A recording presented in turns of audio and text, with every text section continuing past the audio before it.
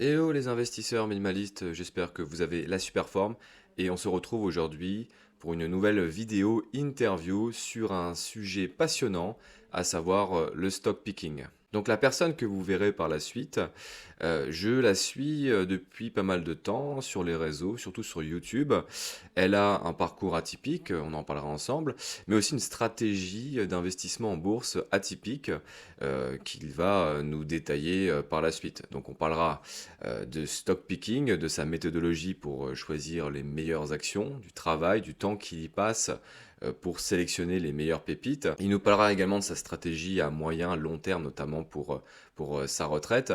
Donc ça va vraiment être super intéressant, il a un parcours atypique et j'espère que ça vous donnera des idées, que ce soit pour votre stratégie en bourse ou bien pour votre stratégie professionnelle. Avant de commencer cette vidéo, je tiens juste à m'excuser parce que la qualité de l'image parfois est un peu moyenne, ça frise à certains moments, mais l'audio est très bon, ce qui n'enlèvera pas normalement la qualité de cette interview. Et sur ce, bon visionnage et n'hésitez pas à interagir dans les commentaires, à poser vos questions. Bonjour à tous et je suis très heureux aujourd'hui d'accueillir Clément Bravo. Clément, comment vas-tu?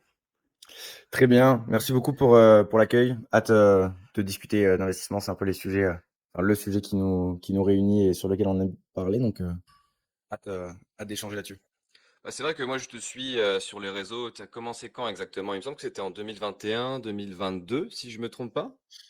Ouais, je crois que la première vidéo que j'ai publiée, c'était vraiment fin 2021, je crois que c'était le 20 décembre 2021, un truc comme ça, sur YouTube. Ouais. Et donc ouais, ça va faire quasiment 4 ans, hein, mine de rien. Et après, bon, j'ai développé d'autres choses au fur et à mesure, mais la première vidéo YouTube, c'était ouais, fin 2021, donc ça fait un petit moment, ouais. Bah, tu vas pouvoir nous en parler, parce que tu as un parcours assez atypique, hein, c'est pour ça que je t'avais aussi envoyé cette, invitation, d'interview. Au niveau de ton parcours, est-ce que tu peux nous en dire plus? Qu'est-ce que tu as fait comme études? Dans quel domaine tu as commencé à travailler? Alors, effectivement, moi j'ai commencé, ça avait rien à voir avec la finance, rien du tout.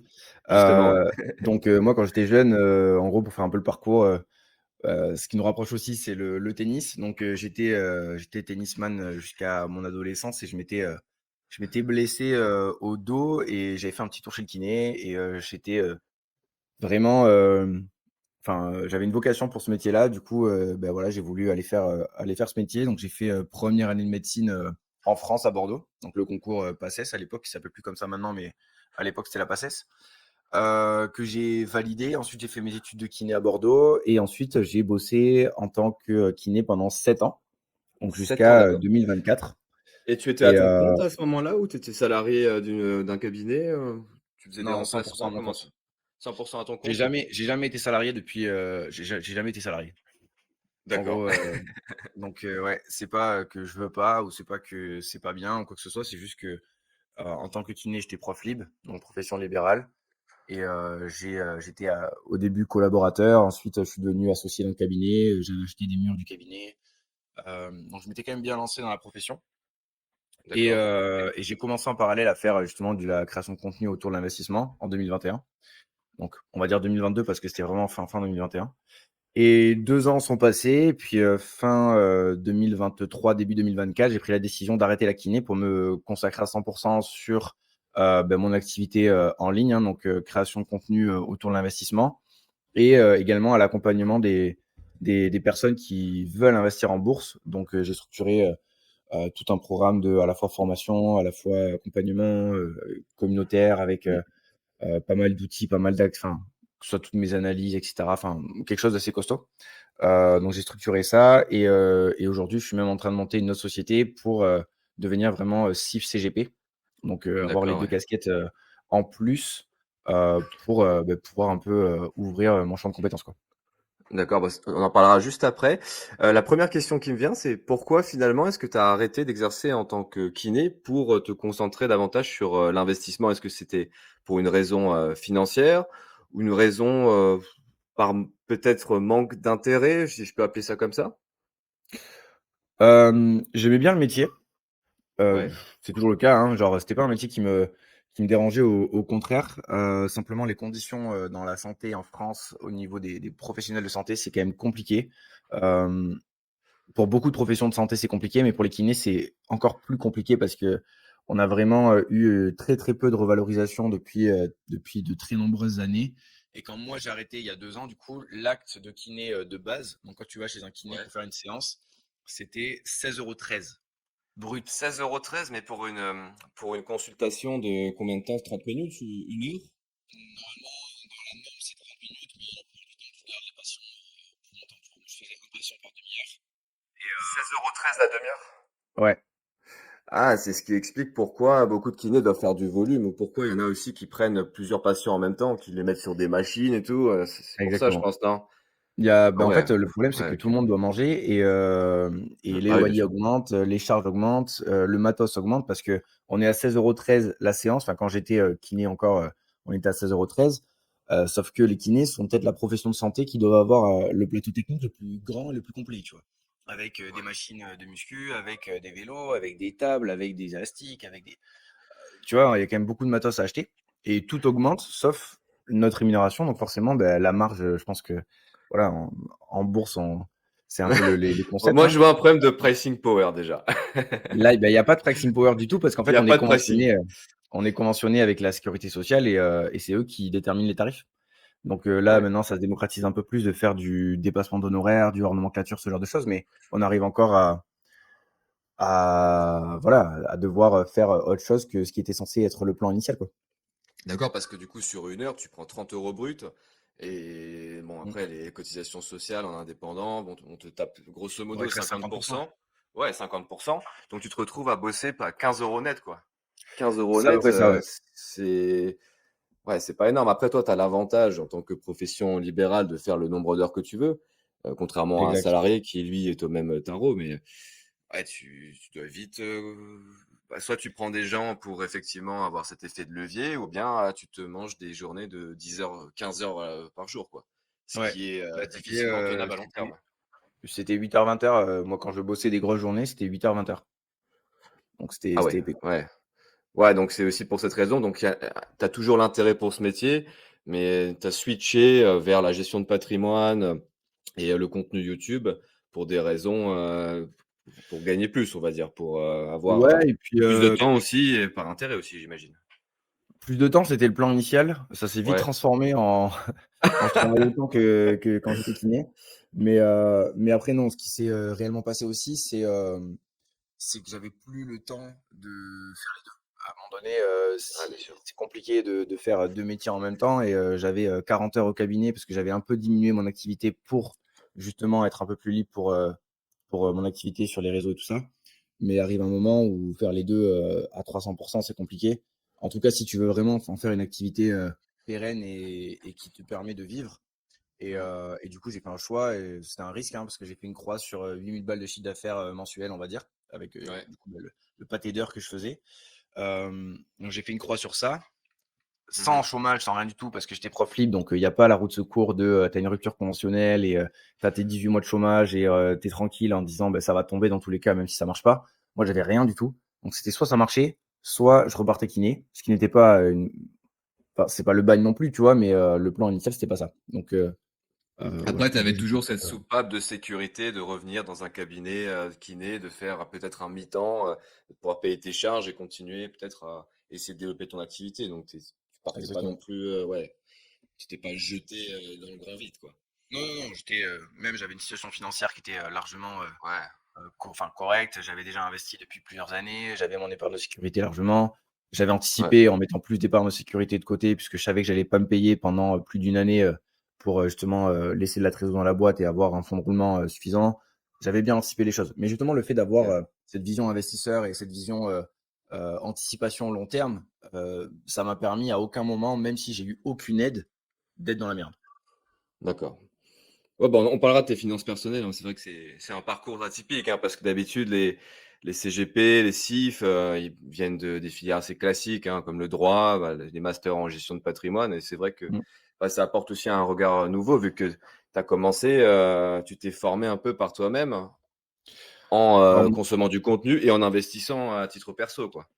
Ouais, en consommant du contenu beaucoup, notamment au niveau du Covid. Parce qu'en fait, j'avais commencé à investir avant de commencer à en parler sur les réseaux, hein. Mais la pause du Covid, moi, j'ai passé tout mon temps à bouffer du contenu sur l'investissement. Et après, j'ai acheté des formations. On m'a passé aussi des formations, vu que forcément, quand tu crées du contenu, bah, tu peux avoir des contacts, etc. Enfin, ce qui m'a Ouais. permis de monter en compétences. Et après, j'ai fait toutes les formations pour devenir CIF CGP, donc conseiller en gestion financière, intermédiaire en assurance, intermédiaire en crédit bancaire, euh, tout le Ah pataquès là. d'accord. Parce que là, Donc, c'est la prochaine partie de cette vidéo. Donc, tu as passé, t'as passé des certifications. Est-ce que tu ouais. peux déjà nous parler de la première, donc la certification AMF? Pourquoi tu l'as Euh, fait? Alors Et en quoi ça l'AMF, consiste? c'est un concours, hein. C'est un concours bête et méchant avec des QCM où tu as beaucoup de réglementaires. J'ai un peu du mal avec ces formations-là parce que en France, on met beaucoup en avant le diplôme, mais je vais prendre un peu du recul en disant que c'est absolument pas le cas de tout le monde, évidemment, mais il faut savoir que pour devenir CIF CGP, c'est pas compliqué au niveau des diplômes. Donc, l'examen AMF, c'est bête et méchant. Tu fais du bachotage et tu fais des annales. Tu vois, pas très compliqué. Le CIF, c'est tu payes une formation, tu fais tes 150 heures, voilà, tu apprends ou tu décides de tout passer et de faire genre que tu l'as fait et tu t'aides de l'IA pour répondre au QCM et ça passe. Heu, voilà, il y a pas de contrôle, mis à part l'AMF, il y a pas de contrôle des compétences et des connaissances. Donc tu as monsieur, madame, tout le monde qui peut facilement devenir Ouais. CIF CGP demain. Et faut faire attention à ça parce que moi, je deviens CIF CGP après avoir investi pendant 5 ans et après avoir fait mes Ouais, c'est armes. ça, ouais. Hem, voilà, donc c'est un milieu qui est un peu spécial. Ouais, et pour moi, il y a un réel danger parce qu'il y a beaucoup de CIF CGP, je ne pourrais pas dire les proportions, qui passent cette formation de 150 heures et la certification AMF, mais qui n'ont jamais investi dans la vraie vie. Alors peut-être 1 000, 2 000 € dans un contrat d'assurance vie, mais c'est des Mmh. personnes qui n'ont jamais fait un DCA, je sais pas, de 3 000 € sur un PEA, un compte titre, sur plusieurs années. Donc c'est dangereux et c'est vrai que ben, pour avoir passé aussi la certification AMF, ça tourne beaucoup autour des institutions européennes. Là, tu vois, peu le millefeuille administratif, c'est n'importe quoi. Ouais, Tu vois beaucoup de questions sur la conformité, sur le blanchiment d'argent qui sont des sujets importants, mais on traite pas vraiment le cœur du sujet, à savoir la gestion d'actifs, la gestion de ouais. patrimoine. Heu, sur la partie je me souviens, sur la partie SCPI, c'était ridicule. Il y avait, un pauvre 2 passage, diasos. ouais, il y avait 12 lignes, quoi. À aucun C'est moment non, il non, ouais, c'est de la réglementation, de la conformité, c'est comment respecter les règles et pas, comment, aider ton client. Ça, c'est ouais, à non, toi mais de le faire derrière. Et le problème, c'est que la barrière à l'entrée pour devenir, conseiller en gestion de patrimoine aujourd'hui, elle est assez faible. Donc, tu as sûrement des personnes comme toi et moi qui sont vraiment passionnés, qui ont investi pas mal, qui ont fait leurs armes et voilà. Mais il y a aussi des personnes qui sont en reconversion professionnelle et qui ont moins ce ouais, bagage. Et attention, ça veut pas dire que c'est pas bien de le faire, mais ça veut juste dire qu'il faut faire attention à qui est-ce qu'on choisit en tant que CIF CGP parce qu'il y a des gens qui vont débuter, il y a des gens qui sont plus avancés, il y a des gens qui sont extrêmement compétents, d'autres qui ont la compétence, de tout début. Enfin, voilà, c'est comme dans tout ouais. corps de métier, mais la barrière à l'entrée est faible. Moi, j'ai une comment dire? Avant de passer la certif AMF, je me suis dit: «Il faut que j'ai minimum 80 000 € de patrimoine financier, sinon je suis un clampin, quoi». Pour moi, en dessous de 80 000, tu investis pas. Enfin voilà, c'est des petits patrimoines et quand tu arrives vraiment vers les 80, les 100 000, c'est là que tu commences un peu à voir ce que c'est la volatilité, quoi. Parce que quand tu perds 1 sur 1 000 balles, bon, on s'en fout, quoi. Oui, Mais oui, sur 100 000, ça fait déjà un peu plus mal, quoi et après ça au-dessus, commence à piquer un peu plus. Après, c'est ouais, ça. je sais pas si c'est vraiment un volume enfin, une histoire de volume d'investissement, mais parce qu'en fait, il y a des gens, imaginons de 22, 23 ans qui peuvent être extrêmement compétents parce qu'ils se forment là-dessus depuis qu'ils Oui, ont 16 oui, ans, tu vois? Et qui ont pas encore, eu du capital ou qui ont pas encore, des revenus d'activité. Donc forcément, ils ont un patrimoine plus faible, ils investissent pas trop, mais c'est pas pour ouais. autant qu'ils ont pas les connaissances, tu vois? Donc je pense que c'est à double tranchant le Après, moi, je le compare un peu au tennis, hein. Bon, on est tous les 2 des joueurs de tennis, hein. Clément, très meilleur classement all time high, 15-1 et tu vois, ouais. si par exemple, je te dis, tu préfères qui, si tu dois prendre des cours de tennis, tu préfères le mec qui était 0 ou le mec qui était 15-3? Tu vas prendre qui? Pour un niveau de pédagogie équivalente? Bah, tu vas prendre le zéro. Mais Ouais, tu du coup, hem, tu as rajouté une variable. Tu as rajouté la variable de, pour une pédagogie équivalente mais oui, et mais si tu enlèves la pédagogie, que le 15-3, il a plus de pédagogie que le 0, mais que le 0, bah, il frappe un peu plus la balle avec toi. Tu prends quoi du coup? Ça dépend de mon niveau, tu vois? Ouais. Je pense que il y a pas de réponse parfaite à ça parce que moi, je sais par exemple pour le padel, maintenant je joue beaucoup au padel, il y a des Mmh. coachs qui sont moins bien classés, mais qui sont, bien meilleurs au niveau de l'accompagnement, des conseils, même de la technique, qui prennent plus le temps pour te corriger que des joueurs qui sont bien mieux classés, qui jouent avec toi, mais qui finalement ne te donnent pas trop de conseils, tu vois? Ouais. Aussi, il y a une question au niveau de la passion parce que souvent c'est un peu comment dire? C'est des c'est le coach, à 15-2, 15-3, il va être souvent plus passionné qu'un excellent joueur ou un ex-ATP, par exemple, parce que, bah, il fait ça par choix. Alors qu'un ATP, finalement, une fois qu'il finit sa carrière, vers 30 ans, il sait pas trop quoi faire, il s'oriente vers ce métier-là et c'est vrai que, bah, tu en as beaucoup qui font, n'importe quoi. Ils arrivent, à la séance, «Les gars, faites des matchs», il va boire un café au bar, Ouais. tranquille, une petite bière même des fois. Non mais ouais, tout ça pour dire quoi, il y a cette petite dualité en tant que CGP entre connaissances et patrimoine financier, quoi. Après je Ouais ou même si c'est pas son patrimoine personnel, un peu voir le track record qu'il a, tu vois? ouais, Avec, les mais les personnes qui l'accompagnent. justement, toi, c'est quoi ton avis sur la profession CGP, CIF? Hem, est-ce que toi, tu fais de la formation sur YouTube, mais tu vas t'orienter prochainement vers la gestion de patrimoine. C'est quoi ton avis sur, les CGP en règle Hem générale, de ce que tu as pu voir pour le moment? Moi, je vais faire les 2. En gros, mon activité actuelle, c'est, la formation et l'accompagnement des personnes qui veulent devenir autonomes.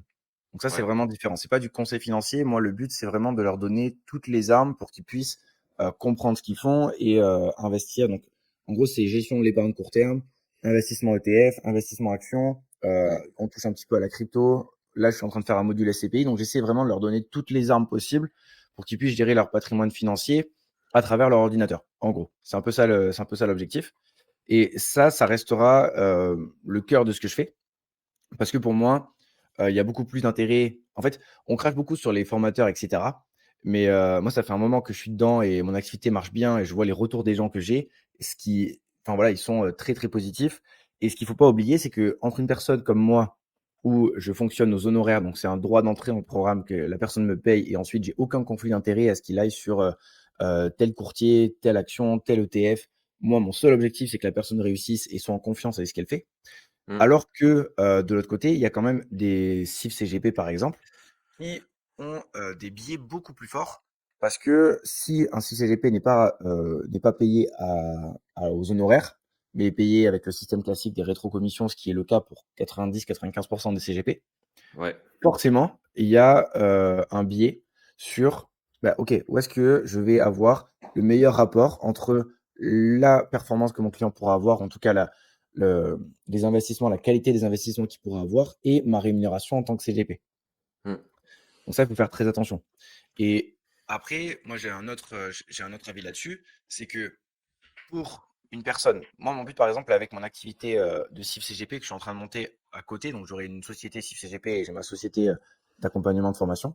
mmh, La société CIF CGP a pour objectif d'accompagner plus loin les personnes qui sont déjà dans mon accompagnement et qui ont besoin d'avoir de l'accompagnement personnalisé sur d'autres types d'actifs qui sont parfois un peu plus compliqués, où on investit des sommes en one shot parfois un peu plus élevées, type SCPI, private equity, même de la défiscalisation pour les professions libérales, parce que voilà, on en a parlé tout à l'heure, mais ils ouais. sont un peu défoncés, en évitant de faire le classique Pinel, PEL, PER, pardon, bancal, même si le Pinel n'existe plus trop maintenant. Il n'existe Mais, plus, ouais, ouais, ouais.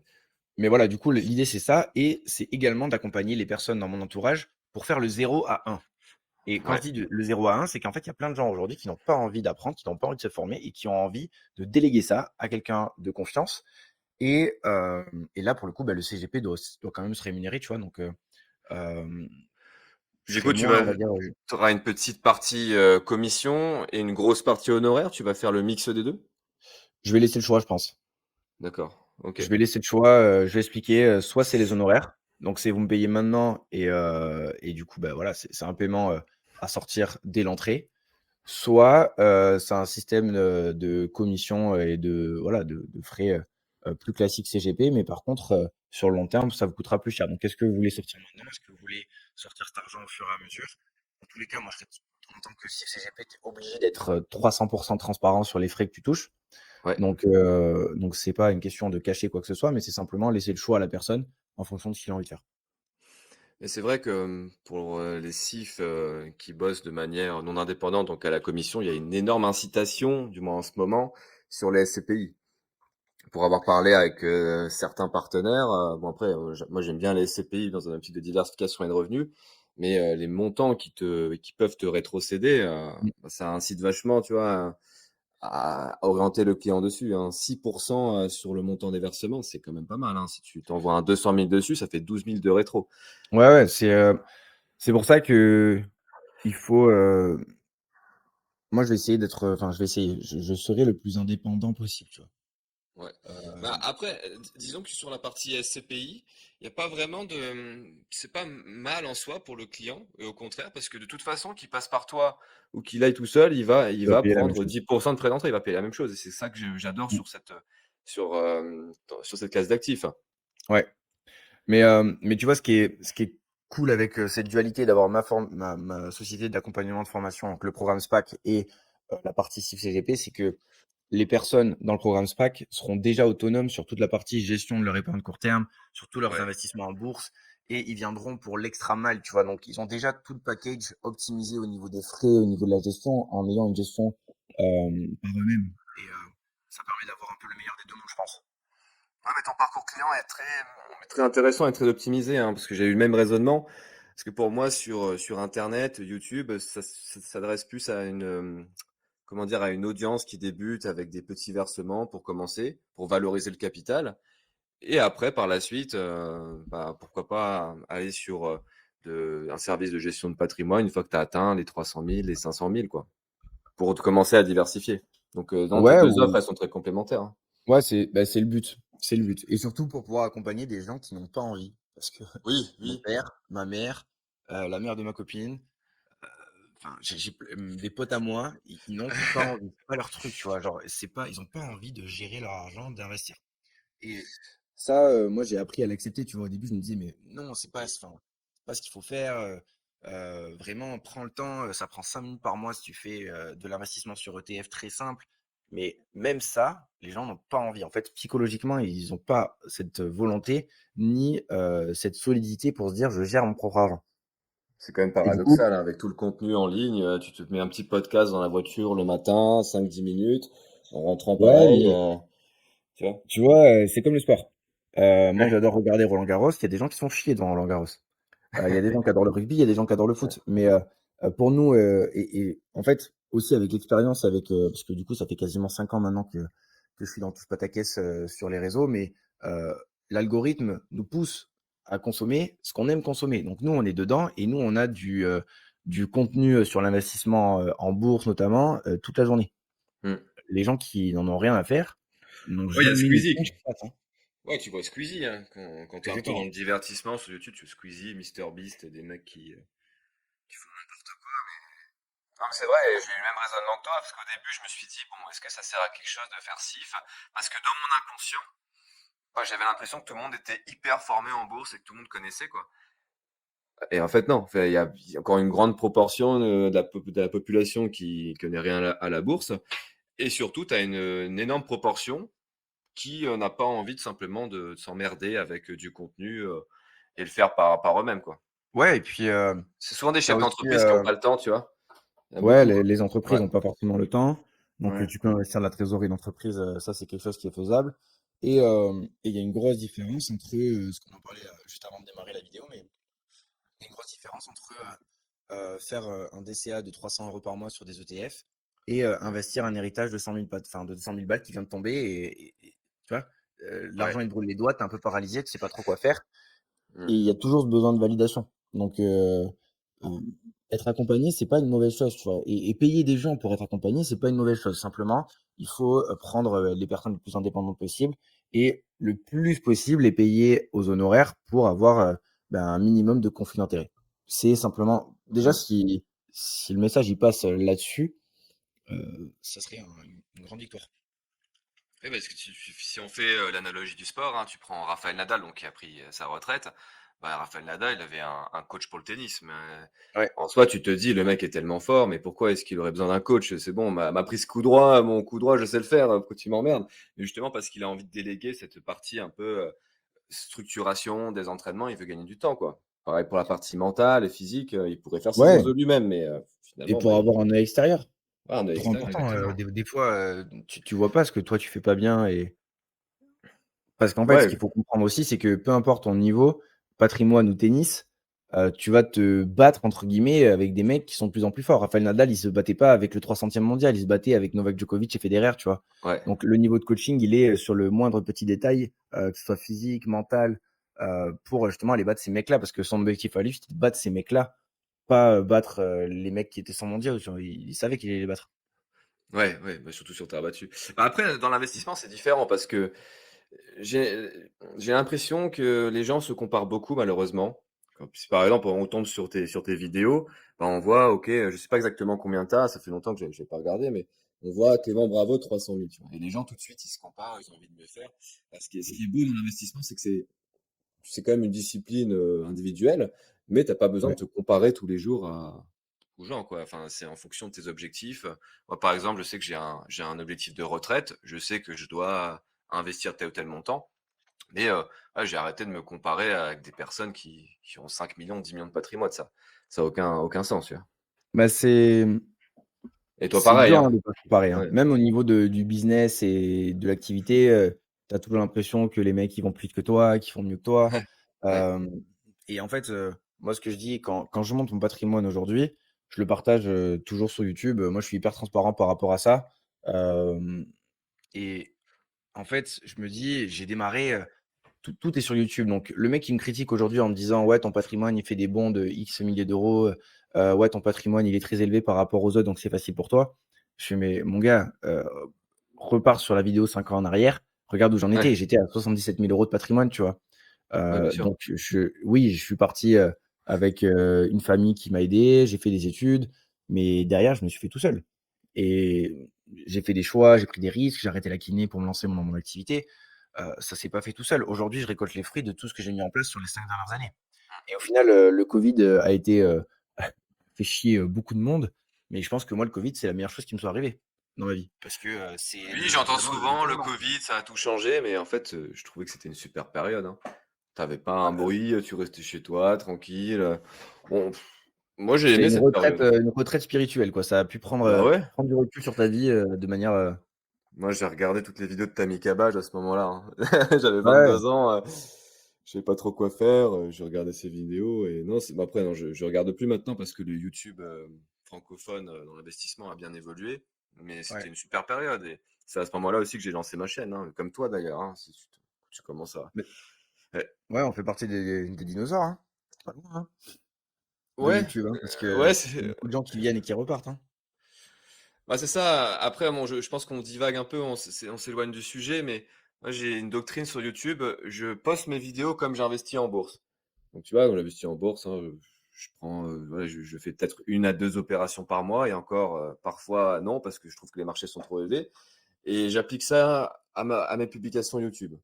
Je me dis, je vaut mieux que je fasse une bonne vidéo toutes les 3 semaines, plutôt que de poster tous les 3 jours, sur des Ouais, trucs, voilà, que ce soit répétitif et que je me crame au bout de 6 mois, quoi. ouais, bien sûr. Ouais, je suis assez d'accord, pour le Ouais. coup. Écoute, si on parle maintenant de ta stratégie en bourse, hein, si on attaque le cœur du sujet, est-ce que tu peux nous la décrire, hein, sachant que bon, je vais te laisser la décrire, je vais pas faire de spoiler. Alors moi, c'est très simple. En gros, la stratégie d'investissement en bourse, c'est 2 parties. Donc c'est la stratégie que j'appelle SPAC. Hem, c'est marrant d'ailleurs parce que c'est un acronyme, que j'avais, totalement inventé, au moment où j'ai lancé mon accompagnement. Donc SPAC, ça veut dire socle passif, action quality. Donc c'est OK. simplement les 2 parties de ma stratégie, et c'est rigolo parce que maintenant il y a des gens, que même je n'accompagne pas, qui me disent: «Ouais, j'applique la stratégie SPAC et tout». C'est comme si c'était une stratégie, voilà, nommée par un grand investisseur, tu vois? Enfin, c'est rigolo, et en gros, donc, un socle passif, comme son nom l'indique, ça va être, voilà, des investissements passifs type ETF. Donc essayer de construire un portefeuille ETF diversifié qui n'a pas forcément pour vocation d'aller faire, la performance du S&P 500 par exemple, ou d'avoir la meilleure performance possible, mais ça a plus vocation à essayer de faire une bonne performance, donc essayer de surperformer très légèrement le marché mondial avec un risque moins élevé, donc avec moins de volatilité et des drawdowns, donc des chutes maximales moins fortes. Ce qui, du coup, depuis que j'ai mis en place ce socle passif est le cas. Et ce socle passif représente, pour moi, c'est pas une vérité pour tout le monde, chacun peut choisir sa pondération, mais je suis à 30% dessus. Donc Pourquoi 30% trente pour ETF. cent Pourquoi 30? Pourquoi pas 50? Euh, C'est... Parce que du coup, j'ai une forte appétence pour le stock picking, donc pour le fait de choisir mes titres. Et D'accord. que ce soit au niveau de la performance, hein, c'est ce qui tire ma performance vers le haut depuis quand même un, un bon nombre d'années maintenant. Et j'aime comprendre ce que j'ai en portefeuille, j'aime suivre les entreprises, j'aime avoir des convictions sur là où je mets mon argent. Et du coup, j'ai 70% du portefeuille sur des actions que j'analyse de manière très très poussée. Ok. Donc, pour te dire, je passe à 15 à 25 heures par boîte avant d'investir dessus. Donc si je comprends bien, ta partie 30%, en fait, c'est comme ton fonds de sécurité. Pour toi. Euh, Pas vraiment. J'ai mon fonds de Non? sécurité à côté aussi. Donc, Non, mais j'ai mon cash à côté, mais c'est oui, plus la bien poche. sûr, mais ouais. Ouais. Ce que peuvent considérer des investisseurs qui investissent qu'en ETF, leurs ETF comme leur poche risquée du patrimoine. Moi, ma poche ETF, c'est ma poche passive moyennement risquée, quoi. C'est ton fonds en euros version SPAC, quoi. Version, j'investis en bourse, mais je sais qu'avec la diversification des Ouais. ETF et la composition du portefeuille que j'ai créé, globalement, peut y avoir de la volatilité évidemment, mais ça reste, voilà, ça reste très long terme. C'est une poche qui est là pour la retraite, donc j'ai un horizon de temps D'accord, extrêmement ok. long. J'ai pas peur de la volatilité. Oui, parce que t'as devant toi, t'as quel âge exactement? T'as J'ai 31? 31, ouais. Ouais, 31. Donc oui, potentiellement 35 ans avant de prendre ta retraite, hein. Donc effectivement, cette Ouais, poche de ou 30%. avant, je pense. Je pense que tu Mais la bon. prendras pas. Non, après, je garderai une petite activité tout le temps, dans tous les cas. Oui, bien sûr, ouais. Mais je sais que je veux pas, je travaillerai pas aussi longtemps. En tout cas, pas Ok. au rythme que j'ai actuellement, parce que quand même, j'ai un rythme. Pour le coup, je pense que tu l'as vu parce que j'ai dû repousser deux fois Oui, notre oui. échange. Bon, pour des Non, mais raisons familiales et. c'est bien de voir en France des gens qui bossent encore, hein. Ouais, ouais, ça m'étonne des fois. J'adore ce que je fais, j'adore investir, j'adore accompagner les gens. Et c'est un parallèle que je fais aussi avec mon activité de kiné. C'est qu'avant, j'accompagnais les gens au niveau de la santé. Maintenant, j'accompagne les gens au niveau de la santé financière, tu vois. Ouais, C'est un ouais. peu différent, mais pas tant. Et, euh, et du coup, ouais, donc, cette partie ETF, elle est là pour voilà, être vraiment passive. Je fais un DCA mensuel dessus, bête et méchant en fonction de J'ai l'allocation juste que j'ai une choisie. question sur cette partie ETF. T'as que des ETF actions ou t'as de l'obligation, t'as des matières premières? Non, que des ETF actions. C'est que l'ETF action. J'ai D'accord. Ouais, j'ai pas de conviction particulière sur les obligations. Clairement pas. Pour moi aujourd'hui, les obligations, c'est quand même une classe d'actifs à risque. On dit souvent que les obligations Oui, oui. peuvent diminuer la volatilité du portefeuille, etc. Ouais, mais il y a quand même des périodes où les obligations, elles sont tapées du moins 20%, de manière assez corrélée aux actions, notamment en 2022. Hmm. Donc, à mon sens, pour aller faire du 4% ou 4,5%, je préfère faire du 3% et aller sur un fonds euro à la limite, si Ouais, j'ai exactement. vraiment besoin d'avoir une poche de cash très peu volatile. Ouais, le problème que j'ai avec les ETF obligataires, c'est qu'il y en a aucun éligible au PEA. Alors, il y en a peut-être un sur Amundi, mais bon, performance passée, c'était 2,5-3%, Mm. avec quasiment 0,5 de frais. C'est pas intéressant du tout. Autant effectivement aller sur ce fonds en euros. Et c'est vrai que on a encore d'autres alternatives. Je m'étais penché sur les fonds datés, tu connais ou pas?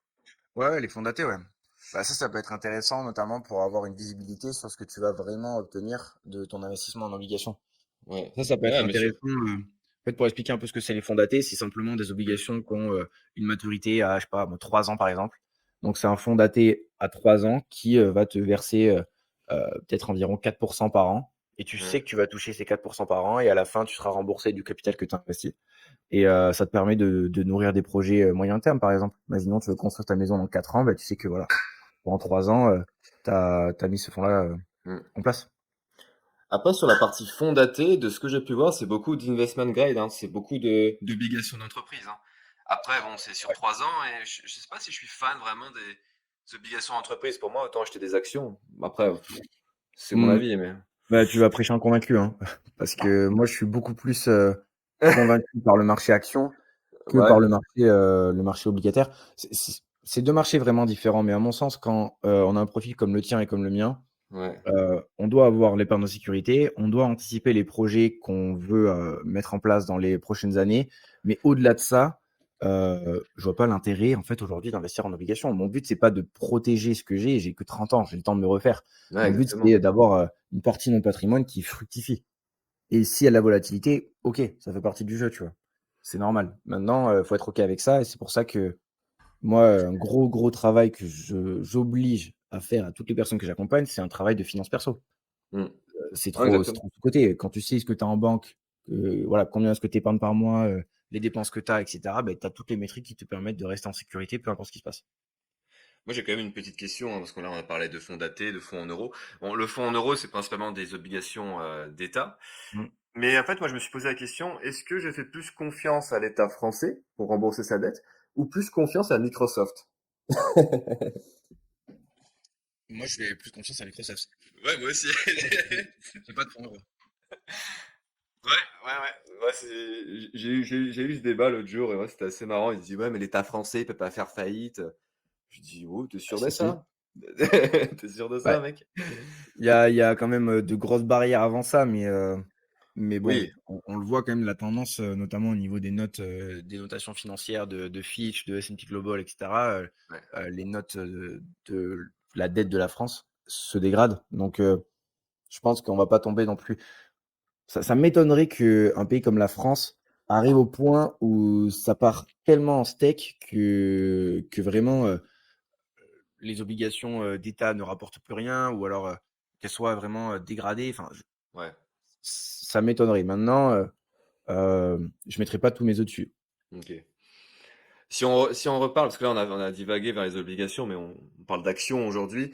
Donc 30% stratégie passive, 70% actions individuelles. Tu peux nous en dire plus? Dans quelle zone géographique, quel type d'entreprise? Est-ce que c'est des small, des mid, Heu, je suis des sur, big? un peu tout, D'accord. mais principalement des larges. Principalement des large cap parce que pour moi, ça a des avantages concurrentiels qui sont quand même bien plus importants que des small cap et tout le monde nous vante, le mérite des small cap value et cetera, mais mis à part quand on s'appelle William Higgins, c'est extrêmement compliqué de faire de la surperformance sur les small cap, hein. Ça reste un marché qui est très compliqué et Qui est qui liquide finalement reste aussi. assez corrélé. Ouais, plus liquide, mais encore quand on va sur des small caps qui sont, Ouais. heu, assez valorisés, ça va, mais tu vois, tout le monde disait: «Ouais, les small caps sont moins valorisés que les large caps, donc va y avoir, on va dire, moins de chute au moment où ça va mal se passer». Avril 2025, Trump qui balance sa dinguerie sur les Trump tarifs, il y a tout qui a dégueulé, hein, small cap compris, tu vois? Mm. Donc moi, Non, je mais suis quand tu plutôt sur les regardes la larges. perf du Russell 2000 par rapport au S&P Elle est mauvaise, hein? 500, c'est mauvais. Ah oui. Ouais, C'est catastrophique. Et pareil, hein, en France, hein. Tu regardes le CAC 1000 et small cap, ouah, c'est très mauvais. c'est catastrophique, hein. Même le CAC 40 fait mieux, quoi. Enfin, faut être fort quand même. Ouais, mais tu vois, moi, pour le coup, en Europe, Ouais. il y a allez, il y a peut-être une dizaine d'entreprises qui peuvent m'intéresser. Mais le reste, c'est globalement aux US, hein. Moi, j'ai une Ouais. grosse partie de mon portefeuille. J'ai 70 du portefeuille aux US à peu près. D'accord. Donc Qui est sur en des big ligne avec, caps, comment? sur les big caps, hein, surtout, hein. C'est que des Ouais, big ouais, caps sur des quasiment. bigs, sur des après, en fait, qu'est-ce qu'on appelle, mid cap aux États-Unis? Parce qu'en fait, la capitalisation est tellement différente qu'une mid cap aux Mmh. US n'est pas une mid cap en France. Mais je suis pas fermé à investir sur des small, des mid ou, des larges ou des méga caps. Mmh. Moi, ce qui m'intéresse le plus, c'est la qualité intrinsèque de la boîte. Donc c'est pour ça que je passe, 15 à 25 heures en fonction de l'entreprise sur l'analyse, D'accord. plus 2 heures par trimestre sur chaque rapport, pour connaître vraiment sur le bout des doigts les entreprises sur lesquelles j'investis. Et tu vois, pour te dire, ma plus grosse ligne, c'est Google aujourd'hui. Ouais. J'ai plus de 20 000 € dessus Ouais. et en fait, j'avais investi, 10 000, en avril, parce que pour moi, il y avait une décorrélation extrêmement forte entre la valorisation de l'entreprise et la qualité de celle-ci. Du coup, j'ai investi très fort et j'ai fait plus 110 quasiment, tu vois? Effectivement, il y avait une grosse correction qui n'était pas du tout justifiée, hein. Quand tu regardes les rapports financiers, Bah, il y avait c'est la monstrueux, c'est un train ce truc, hein. C'est bah, Google là, c'est devenu, là, en quelques mois, c'est devenu un rouleau compresseur, mais à l'époque où moi je l'ai acheté, donc c'était il y a pas il y a si longtemps, mais il y avait, du coup tout le procès autour de Google Search pour savoir si ça allait être démantelé ou pas.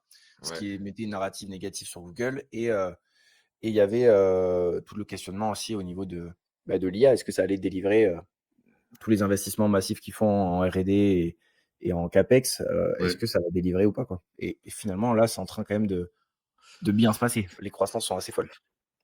Là, tu nous as parlé avant des actions françaises et pour toi, 10 actions seulement, retiennent ton attention. J'ai une petite idée desquelles.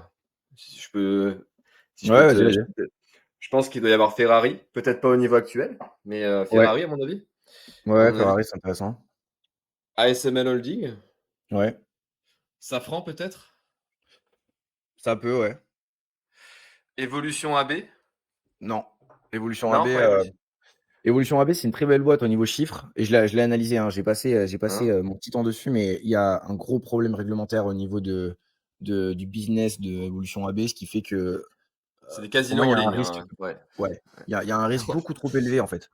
C'est tout C'est ce que je veux éviter. ouais et c'est hyper sordide comme business en vrai, hein. C'est hyper Ouais, sordide, éthiquement, ouais, ouais, éthiquement, éthiquement, c'est faut quand même, compliqué, hein. Alors pour autant, hein, quand on parle d'ESG, où je dis: «J'en ai rien à foutre», enfin, je suis très, cash à ce niveau-là, mais ce genre de business de casino, ou même des plateformes de trading, j'aime pas du tout. Franchement, c'est pas du tout bah, avec moi, mes valeurs et j'évite, casino, j'évite, la défense, je suis pas super aligné non plus. ouais, J'investis pas forcément dessus. Avec, ouais. tout ce qui est pétrolier, j'investis pas trop non plus dessus. Labo pharmaceutique, j'investis pas non plus. Donc, tu vois, en Ouais, fait, le Max, stock picking aussi, c'est une ouais. solution pour choisir ce que tu mets dans ton portefeuille, aligné avec tes convictions et il y a de très bonnes choses à faire, même si tu exclues certains secteurs. Ouais. OK et je pense que le luxe, Hermès, LVMH, je pense que c'est dedans aussi, non? Ouais. Ouais. Mais après, il y en a peut-être trois quatre autres. Et Silor qui a la croissance est correcte, mais on n'est pas du tout sur des niveaux comme Alphabet, hein, parce que c'est pas le même business du tout. Mais Non, non, non. Essilor, tu Après, l'avais aussi? bah, de toute façon, j'en ai que 2 en portefeuille, hein. C'est, LVMH et ASML. Pour faire D'accord, très ouais. simple, LVMH, c'est acheté à 460 à peu près et ASML, c'est aux alentours des 600. Donc, Ok. quand ça s'était bien pété la gueule, en gros. Donc, c'est les 2 que j'ai. Ferrari m'intéresse pas mal pour, l'aspect ultra luxe parce qu'en fait, c'est vraiment, ils ont un pricing power de ouf et Ouais. ça s'est un peu pété la gueule là suite aux dernières, j'ai pas tout suivi mais, il y a eu des annonces, je crois autour de l'électrique et cetera qui étaient pas Oui. forcément, On a en pris un accord moins avec ce 15 qu'ils voulaient. quasiment, hein. Ouais, On a pris un donc moins 15, hein. J'étais en ouais, plus-value de 20% depuis un an et demi. Pris moins 15. Après, là, je le garde à long terme. Je regarde les rapports trimestriels. Je pense qu'il devrait pas y avoir trop de problèmes sur un ça reste horizon de solide, ouais. 5 ans, 10 ans. Ouais, je pense que ça reste solide, hein. Les ratios, ils sont vraiment bons, quoi. Ouais, après en fait, je vais t'expliquer aussi pourquoi et je pense que tu le sais aussi mais, ce qui est gênant, en fait, en Europe, c'est malheureusement, qu'on n'a pas du tout, la même mentalité business et la même fiscalité que notamment aux US. Ouais. Comment est-ce qu'on compare les entreprises? On compare sur, leurs résultats nets, leur cash flow et cetera, et quand tu te fais, poncer, 25 en Europe, on va dire, on va grossir les chiffres, hein, mais, quand tu prends l'IS en Europe et quand tu regardes, l'impôt sur les sociétés, aux États-Unis, bah, tu as quasiment, je crois que j'avais regardé les chiffres de mémoire, c'était, quasiment 10 de différence, tu vois? Aux Donc US, c'est 15. Ça, je sais c'est pas. pas Ça, que je sais sur pas. l'IS, c'est sur tout ce qui va être. Faudrait que je reprenne les chiffres exacts, mais entre les charges sociales, les charges patronales Ouais. et l'impôt sur les sociétés, tu avais quand même un delta assez important entre la France et globalement l'Europe et les États-Unis. Et en fait, on a des boîtes européennes qui se battent avec des boîtes US, mais qui ont 10% de plus, on va dire, on va mettre ce chiffre-là, mais qui ont 10% de plus de cash à réallouer à la fin de Oui, l'année, oui. qui n'ont pas été taxés. Donc, ils peuvent investir plus fort, ils peuvent mieux payer leurs équipes, ils peuvent verser plus de dividendes, racheter plus d'actions, développer leur boîte. Ils ont plus de marge de manœuvre. Nous, ici, enfin voilà, on est bridés, quoi. Ouais, exactement, hein. Bah, charge sociale Ici, on parle 50, de. tu as la TVA à 20, bah, après ça Ouais, dépend des ouais. business bien entendu et Mais, 25 sur ouais, sur les distributions de dividendes, si tu fais plus de 38 000 € quel de serait, bénéfices, tu quoi. vois, quel serait l'intérêt pour un investisseur américain de venir en France? Sachant que quand tu fais une très belle boîte aux États-Unis, que tu fais énormément de profit, tout le monde te dit bravo, t'es un génie. Alors qu'en France, on parle de super profit, de taxation extraordinaire, de couper les dividendes lorsqu'il y a un Covid. Ouais. Quel est l'intérêt pour un investisseur externe à la France à venir en France, par exemple? il y a un couple performance-risque qui est beaucoup moins intéressant qu'aux US. Bah, ils te considèrent comme un improductif en France. C'est ce qui ressortait, hein. Bah, Mm. si tu fais du fric avec ta boîte, tu as des actions, t'es un improductif. Mais ouais, C'est... alors qu'en fait, pour moi, c'est se tromper de combat parce que ce, ce stock improductif, ça reste quand même. En fait, il a été taxé de base. Mm. Donc, déjà, pour devenir du stock, avant de ça, il a été un flux. Et s'il a été un flux, il a été imposé. Et ce stock-là redeviendra un flux à un moment dans notre vie. Que ce soit pour la transmission, que ce soit pour une prise de profit. Imaginons, tu investis dans une société, ben, tu peux investir, arrêter ton investissement, te sortir l'argent, tu vas être imposé à ce moment-là. Ça redeviendra un flux à un moment donné. C'est juste que euh, ils veulent se rincer à court terme, quoi. Ouais. Mais il y a un truc là aussi, bah, je cherchais justement des solutions pour placer ma trésor dans mon entreprise. Et j'ai vu en fait que dans les comptes titres sociétés, ils te taxaient sur les plus-values latentes, quoi. Ouais, sur les ETF, pas sur les Sur les actions. ETF, pas sur les Ouais, actions. D'accord, ok. les ETF qui sont en dessous de 80% investis en Europe. C'est une catastrophe, Donc tu peux franchement. investir en gros sur l'Eurostock 50 et sur des Ah fonds un ouais, peu voilà, CAC 40, etc. Mais, mais ok. ouais, en gros, imaginons tu investis 10 000 en ETF synthétique US par exemple, Ouais.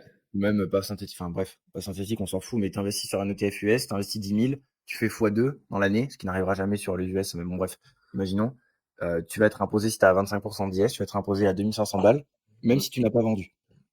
Et si l'année Et d'après, tu es à 20 000 et que tu redescends à 10 000, bah, t'es pas vraiment redescendu à 10 000, tu es redescendu à 7 500 parce qu'on t'a pris 2 500 déjà. Et avant qu'on te les rende, tu dois attendre un an.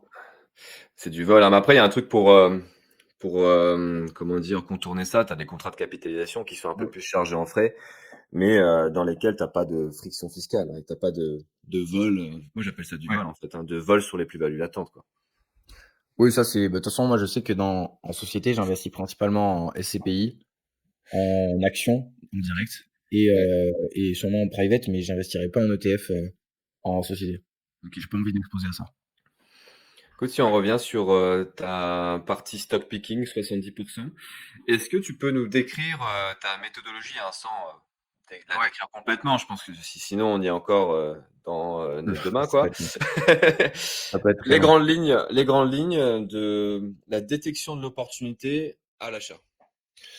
Euh, alors, en gros, comment est-ce que je trouve des entreprises qui peuvent m'intéresser pour être analysées? C'est simplement déjà une veille de marché. Donc, je regarde un petit peu les entreprises qui se comportent bien, les méga tendances, voilà, où va le monde, hein. Déjà, c'est un peu des réflexions d'investisseurs. C'est en mode, ok, ben, le pétrole, oui, ça crache du cash aujourd'hui, mais est-ce que dans 50 ans, ça crachera encore du cash? Bah, peut-être pas, j'en sais rien, mais en tout cas, la narrative n'est pas forcément à l'exploitation du pétrole ad vitam aeternam. Euh, Par exemple, le cloud, c'est pour moi une méga tendance. Toute la partie stockage numérique avec les data centers, etc., ça, c'est une méga tendance. Ok, ben, qui sont les acteurs du cloud? Bon, je vais les regarder, etc. Ça, c'est, on va dire, la première chose. Ensuite, je vais aller m'intéresser aux entreprises qui me semblent les plus intéressantes et qui me semblent aussi, on va dire, très forts dans leur business model et diversifiées dans leur business model aussi pour être résilientes. Donc, par exemple, pour le cloud, une entreprise comme Google va m'intéresser parce que c'est un acteur du cloud, mais pas que. Il va y avoir aussi du search avec la publicité. Il va y avoir également d'autres paris comme Waymo, des véhicules autonomes, ce genre de choses. Ok. Donc, l'IA aussi. Donc, du coup, je vais regarder ce genre d'acteurs-là. Et une fois que j'ai choisi l'entreprise sur laquelle je vais passer mon temps pour analyser, premièrement, je fais une analyse quantitative très poussée. Donc, j'ai une notation sur 190 points pour voir un petit peu, ben, voilà, tout ce qui est croissance, profitabilité, rentabilité, dette, dividendes, etc. L'évolution aussi. Ce qui m'intéresse, c'est la trajectoire aussi de la boîte. Si les chiffres sont très bons, mais que sur les 5 dernières années, c'est moins bien que sur les 5 d'avant, c'est moins intéressant. Ok. Et une fois que j'ai voilà, cette analyse quantitative qui est réalisée, derrière, je passe à l'analyse fondamentale et c'est là où je passe entre 15 et 25 heures pour, vraiment voilà, passer du temps dessus. Et si tu veux, je peux même te montrer très rapidement si je partage Ouais, carrément, ouais. mon écran. Ouais. Partager l'écran. Attends, je regarde normalement tout l'écran ici. Hop. Alors, ça, c'est mon bureau. Ça, c'est. Tu vois ici. Alors, attends. juste, on va faire tac. Donc imaginons Uber, ça c'est une entreprise qui m'intéresse et D'accord. tu vas avoir toute l'analyse ici. Donc Mmh. l'analyse qualitative, elle est en train de charger et c'est cette partie-là où je passe le plus de temps. Donc par exemple, quelle est l'activité de la boîte? Tu déroules et tu vas avoir, toute une analyse extrêmement, complète de, voilà, tout ce que fait, l'entreprise. Mais version vraiment, vision macro, quoi. OK. Pour, et ensuite on va rentrer dans le détail. Heu, imaginons, je sais pas moi, quels sont, les risques majeurs, tu vois? Et du coup, on va avoir, toute une partie sur les risques majeurs. Qu'est-ce qui peut arriver à Uber? Qu'est-ce qui pourrait disrupter Uber? Ce genre de choses et en fait, à partir de là, j'ai une checklist fondamentale qui, me permet d'extraire les risques que, je ne suis pas prêt à prendre. Donc en gros, par exemple, évolution AB, il y a ce risque réglementaire qui fait que pour moi, il y a un risque trop important de sur la boîte et malgré la qualité financière, j'y vais pas. Et une fois du coup que j'ai à la fois une qualité financière et à la fois une qualité fondamentale ou vraiment qualité du business, j'ai la partie valorisation pour essayer d'acheter des entreprises de très, très bonne qualité à un prix qui est correct ou en tout cas, je sais que ces entreprises-là, je suis pas le seul à savoir qu'elles sont de bonne qualité, donc elles seront jamais décotées à 300 mais Ouais. j'essaie d'éviter de les surpayer et Qu'est-ce quand il que y a tu des appelles un prix opportunités, je les correct, fais. si on raisonne en termes de PER, qu'est-ce que tu appelles un prix correct sur une big cap avec une croissance, voilà, de plus de 10 des bénéfices? Bah, ça dépend de je regarde pas forcément que le PER. Mais ça dépend en fait de effectivement la croissance, ça dépend du business, ça dépend des perspectives de croissance. Mmh. Donc en fait, moi, je vais regarder plutôt un mix de donc les ratios actuels, les ratios historiques, actualisation des cash flows futurs avec le DCF, ce genre de choses. Et ensuite, je vais faire une moyenne de toutes ces datas, prendre une marge de sécurité supplémentaire de 10 et retrancher à la qualité intrinsèque de la boîte. Donc j'ai des entreprises qui sont de meilleure qualité que d'autres et j'accepte de les payer un petit peu plus cher que les entreprises qui sont un peu moins. Si par exemple, je te dis Palantir, PER à 500 aujourd'hui, est-ce que ça pourrait t'intéresser si justement tu fais tout Non. ton travail? Non, d'accord. Non, non, j'y vais pas. Et du coup, je sélectionne aussi, avant de passer 15 à 25 heures sur une boîte, je sélectionne aussi les entreprises qui sont, à mon avis, sur des niveaux corrects. Ou en tout cas, Ouais, je sais que je passe pas ce temps-là pour dire à la fin, bah, en fait, je peux jamais l'acheter parce qu'elle est partie, sans moi, elle est beaucoup trop chère. Et il y a une notion de risque important, hein. Moi, je ne cherche pas à faire les meilleurs coups du siècle. Je cherche à avoir un rapport entre mon risque et mon rendement qui est correct et qui est même très intéressant. Ce qui me permet aujourd'hui, tu vois, depuis que j'ai mis en place cette stratégie, je surperforme sur mon portefeuille global de 4 le World et mmh, de 2 le S&P 500, tu vois? Donc d'accord, donc ça me permet de surperformer sans non plus, faire des trucs délirants avec, une volatilité de ouf. d'accord, donc ça te permet de bien dormir. Mais justement, j'ai une petite question par rapport à ta méthodologie parce que tu y passes un temps colossal et tu Mmh. pas peur justement que toutes ces recherches, à un moment, elles t'empêchent, d'aller sur un dossier? Parce qu'il y a aussi, l'intuition, tu vois? Une fois que tu as fait Ouais. ton travail, il y a une partie intuitive qui est assez importante en bourse.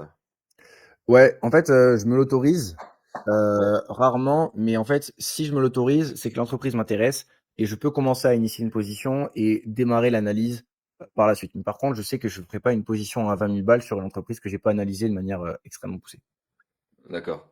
Donc je peux commencer à investir dessus tranquille pour, faire un peu en mode, voilà, j'ai mis, 2-3, 4 000 € dessus, mais je vais pas au-delà tant que, j'ai pas une vision complète parce que je serai pas à l'aise avec. D'accord. Ouais, parce que moi, au niveau de ma méthodologie, hein, je vais pas autant dans le détail que toi. Après, c'est tout à ton honneur.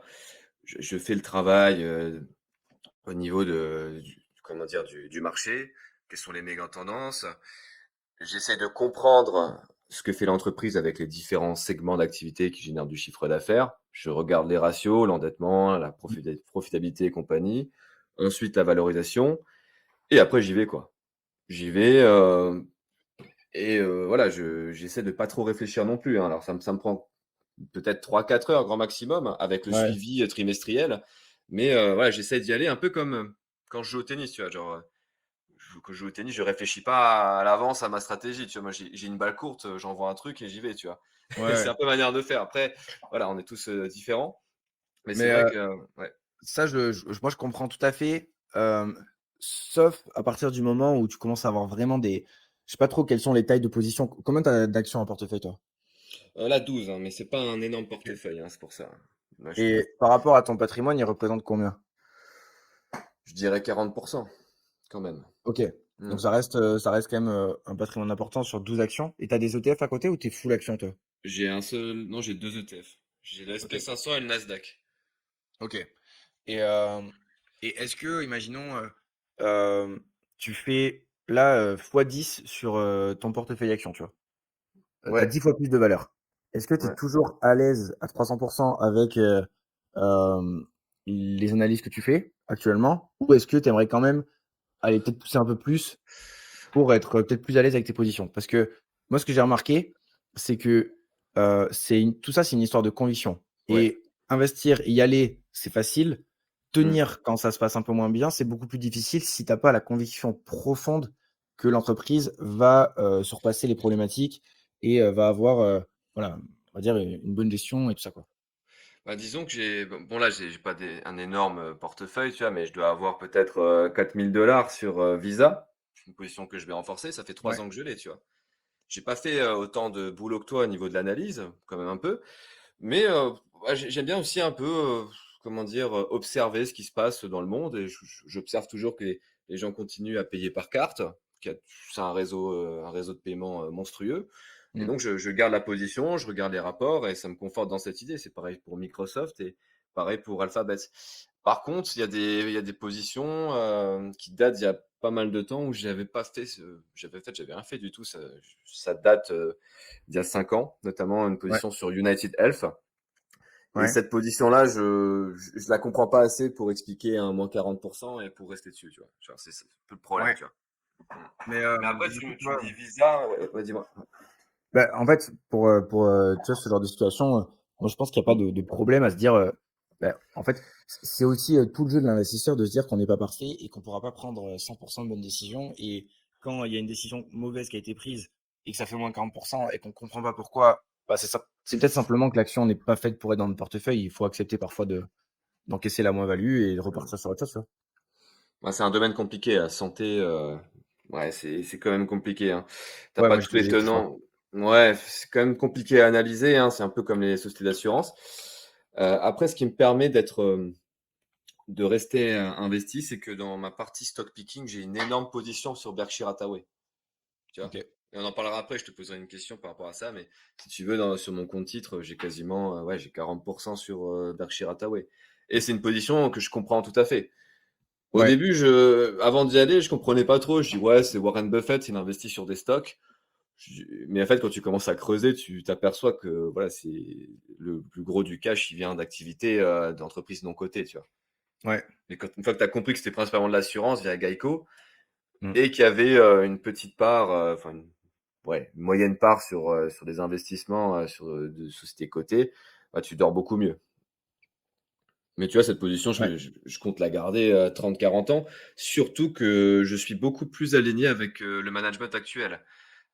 Là, ils ont initié une position sur Google et tu vois qu'ils Ouais. commencent un peu à prendre le virage de la tech rentable. Je sais pas ce que tu en penses toi. Ouais, bien sûr. Euh, je pense que Je pense que Warren Buffett, c'est un génie, tu vois? Ouais. Mais ça a été un génie de son temps et pour moi, aujourd'hui, depuis les 10 dernières années, heu, c'est peut-être moins le génie que ce qu'il a été. Donc je pense qu'effectivement que le nouveau management peut être, très intéressant. Parce que Warren Buffett, il a fait des très bons coups, hein, notamment au Japon. Il a acheté quelques actions là-bas et ça s'était très bien passé. Mais il a fait également des coups, moins bons, hein. Quand on regarde par exemple, au niveau du covid, je sais pas si tu te rappelles, mais qu'il avait vendu les compagnies aériennes, il a pris le coup de Oui, flip que tout le monde a pris, hein.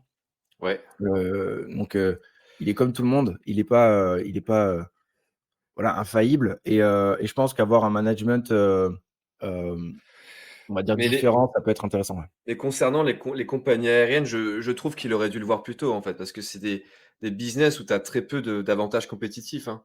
Les gens, ils Oui, viennent et parce que voilà, c'est pas cher chez toi, quoi. parce que c'est moins cher, Le, exactement. c'est moins cher et en fait, c'est tout le temps cette course au moins cher. Et c'est vrai que je pense qu'il aurait dû le voir plus tôt, au moment où les compagnies low cost ont commencé à émerger. Et ça date pas d'il y a 2020, c'était bien avant, hein. Dans les années Ouais, 2010, tu pouvais déjà un peu le pressentir. bah, c'était oui, ça c'était un move, je pense, qui pouvait être pressenti. Après, la course au moins cher n'est pas forcément quelque chose de mauvais à partir du moment où tu as un volume qui est énorme et lui, son pari, à mon Oui, avis, c'était plus, le transport aérien va prendre beaucoup plus de place par rapport aux autres types de transports, notamment professionnels Ouais, peut-être et même ou des passagers et mais même au-delà de ça, il y a des choses que je comprends pas trop avec, Berkshire Hathaway. C'est, par exemple, la position de cash qu'ils ont aujourd'hui, qui est, ouais, stratosphérique. Donc, Warren Buffett, c'est le premier à dire qu'il ne time pas le marché, mais globalement, c'est ce qu'il est en train de faire, hein. S'il garde une position de cash aussi grosse, c'est qu'il est finalement en train de timer le fait qu'il va peut-être y ouais. avoir, une petite chute de marché. Donc je comprends pas trop ce move-là et autre point sur Berkshire Hathaway, j'aime beaucoup la boîte, mais à mon avis, ça va être une boîte qui va suivre et je pense légèrement surperformer le S&P parce que Ouais. c'est une très bonne gestion, mais ça sera plus, je pense, un delta aussi important que ce qui a été auparavant parce que aujourd'hui Berkshire, c'est un énorme paquebot qui a les Mm. problématiques d'un énorme paquebot et Warren Buffett, c'était quelqu'un qui rachetait des business à 100% et qui, du coup, derrière, en tirait les fruits et faisait des très très bons Ouais, investissements comme ça, mais ouais, je c'est partage plus ton aujourd'hui, analyse, c'est plus hein. possible.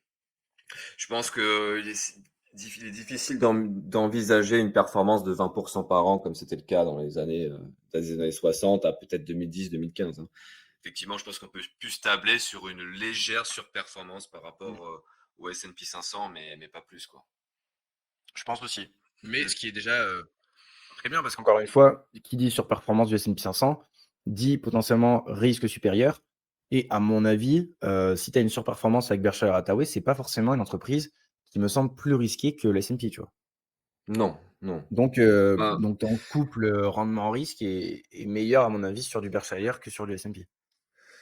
bah, c'est la question que je me suis posée en fait, hein. Est-ce que à un moment, je prendrais pas le virage de faire 100% Berkshire? Je sais pas. Après, l'avantage du S&P 500, c'est que je l'ai dans le PEA et tant que voilà, Ouais, tant que je vends pas. Bah, après, j'ai pas non plus de friction fiscale sur Berkshire parce que tant que tu déclenches pas la la vente, t'es pas capitalisation, ouais. imposé. Ouais, en Ouais, fait, pour moi, c'est une manière assez intelligente de capitaliser parce que ça te verse pas de dividendes, ça te verse rien. ouais. Tu gardes ça pendant 30, 40 ans. Je pense qu'à un moment, bah, quand tu arrives à la retraite, tu es bien content d'avoir, Ouais, ouais, du Berkshire. ça fait un beau pactole, hein, Ouais. clairement. Si on revient sur ta stratégie stock picking, est-ce que tu opères à une diversification sectorielle? J'en ai, mais c'est pas du tout ce que je regarde en premier. Oui, parce que tu sais, Euh, on dit, ouais, faut être un peu dans la tech, faut être un peu dans la conso de base, faut être un peu dans la santé. Toi, Bah, tu concentré, en fait. ouais, j'ai un peu répondu avant et je vais, étayer un peu le truc, mais pour moi, il y a des secteurs, ils sont pourris et il faut les éviter, tu vois? C'est tout. Ouais. Genre, c'est pour moi, en fait, aujourd'hui, il y a tellement des entreprises qui sont multisectorielles en elles-mêmes que tu es diversifié avec une simple base. Par exemple, Amazon, tu es sur la consommation discrétionnaire, tu es sur la tech, tu es sur, donc par exemple, le cloud, tu es sur, de l'IA, tu es sur tout ce qui va être, industrie avec toute la partie logistique, robotique, ce genre de choses. C'est une action qui est dans 3 secteurs en même temps, tu vois? Mm. Et il y a des secteurs qui sont pas bons. Genre, moi, le secteur bancaire, par exemple, c'est un secteur sur lequel j'investis pas parce que je comprends rien au compte de résultat et à la façon voilà, d'analyser une bancaire. C'est différent des autres boîtes. C'est volatile, c'est cyclique, c'est lié au taux d'intérêt de la banque centrale. Mm. Bon, moi, j'ai pas forcément envie que ce soit le cas pour mon portefeuille. Le transport aérien, pareil. Les compagnies aériennes, j'ai pas envie d'y aller. Les pharma, il y a une grosse régulation autour de ça, j'ai pas envie d'y aller. Il y a des secteurs, voilà. Et du coup, je suis sur plusieurs secteurs, mais je m'oblige pas à aller sur tous les secteurs. Il y en a que tu préfères, quand tu regardes mon portefeuille, est-ce que tu as un biais pour un ou deux secteurs? Ouais, bah là, pour le coup, si je regarde mon portefeuille, j'ai pas mal de tech, hein. Ouais, ok. Bah, J'ai pas mal alphabet, de hein. tech et tout ce qui va être considéré comme consommation discrétionnaire et la communication. Mais tu vois, en fait, ces secteurs, où est-ce que tu places un Google aujourd'hui? Mm. Mm. Ouais. Où est-ce que Bah, tu parce que places un.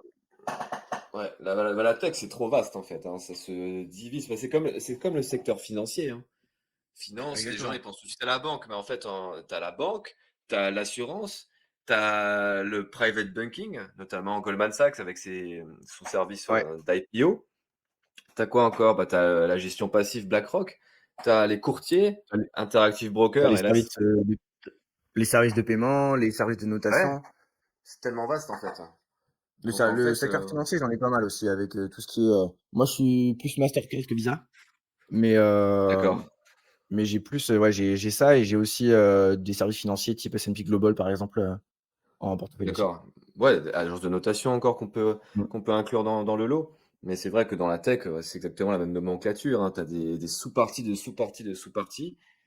Et pour moi, il n'y a Ouais. pas de problème à être uniquement sur ces deux secteurs finance et tech, hein. C'est là où je pense un peu. Ouais, je pense que dans les prochaines années, on aura quand même des belles valeurs dans ces deux secteurs. Et qu'au contrario, les trucs de consommation de base, hein, typiquement les Mondelez, les Johnson Johnson, ah, ça va plus jamais décoller. Ce sera des boîtes de rente, je pense. C'est des boîtes de rentiers, ouais. Ouais, Ça va devenir des Coca-Cola, ce qui n'est pas une ouais, mauvaise chose. exactement. Ouais, Mais, mais en fait, les gens, quand ils vont sur ce genre de boîte-là, à mon avis, ils se trompent de combat parce que la plupart sont jeunes, ou en tout cas, on va dire, gravitent autour de notre âge à nous. Et ouais. nous, notre objectif, quand on investit, c'est d'avoir, in fine, le capital le plus important. Donc, ce qu'on veut, c'est faire fructifier notre patrimoine. C'est pas avoir une rente ou quoi que ce soit. Donc, la chose que devrait faire, je pense, la majorité des gens, c'est se concentrer sur faire des bons choix et avoir une performance intéressante sur leur portefeuille. Qui dit performance dit plus-value, plus dividende, moins fiscalité. C'est On ça a un peu de gratification instantanée quand on va sur des boîtes de dividendes, hein. Je pense qu'il y a beaucoup de gens qui Ouais, aiment bien, et moi j'en faisais partie aussi, de toucher, tu touches ton petit dividende, tu vas au doner kebab avec ta copine, tu es content, wow, j'ai pas payé mon doner kebab, c'est Johnson Johnson qui me l'a payé, bon, c'est toujours satisfaisant. Mais c'est ouais. vrai que pourquoi pas une petite partie effectivement pour te faire plaisir. Et moi, c'est ce que je fais avec les dividendes que je reçois de Visa. Bon, c'est des tables montants, hein. Je les utilise, là, je vais me payer un forfait ski à Val d'Isère là quand j'irai là. Mais après, non, le reste, c'est de la valorisation, quoi. Et Ben, les dividendes, pour moi, c'est un bonus. Tu vois, moi, j'ai 1% à peu près de dividendes, voire un peu moins en vrai. Mais, ouais. Est-ce que c'est un après, indicateur, tu l'avais dit, il me semble, mais est-ce que c'est un indicateur pour toi dans ton processus de décision? l'allocation d'actifs à l'intérieur d'une entreprise, oui, c'est un indicateur. C'est pas que le dividende, mais c'est plus ce qu'il fait. Est-ce que l'action rachète des actions alors que la valorisation est débile? Est-ce qu'il, à mon sens, jeter de l'argent par la fenêtre? Ou est-ce qu'ils le font à des moments stratégiques? Le versement du dividende, l'allocation en CAPEX, donc en dépenses d'investissement, l'allocation en R&D, euh, c'est l'allocation d'argent. C'est comment est-ce qu'ils utilisent le cash qu'ils ont à disposition pour satisfaire les actionnaires et faire Ok, évoluer la boîte. C'est plus ça que je regarde dans l'ensemble. d'accord. Si on parle maintenant de suivi, tu l'as dit précédemment, à quelle fréquence tu suis tes investissements? Il y a certaines personnes qui parlent de buy and hold, d'acheter, de revenir dans 30 ans. Tu as d'autres personnes, à contrario, qui disent, bon, allez, une fois par an, tu regardes le rapport annuel et c'est bon. Ou encore d'autres qui disent, bah, à chaque rapport trimestriel, il faut tout éplucher. Toi, tu te situes où par rapport à ces En, profils?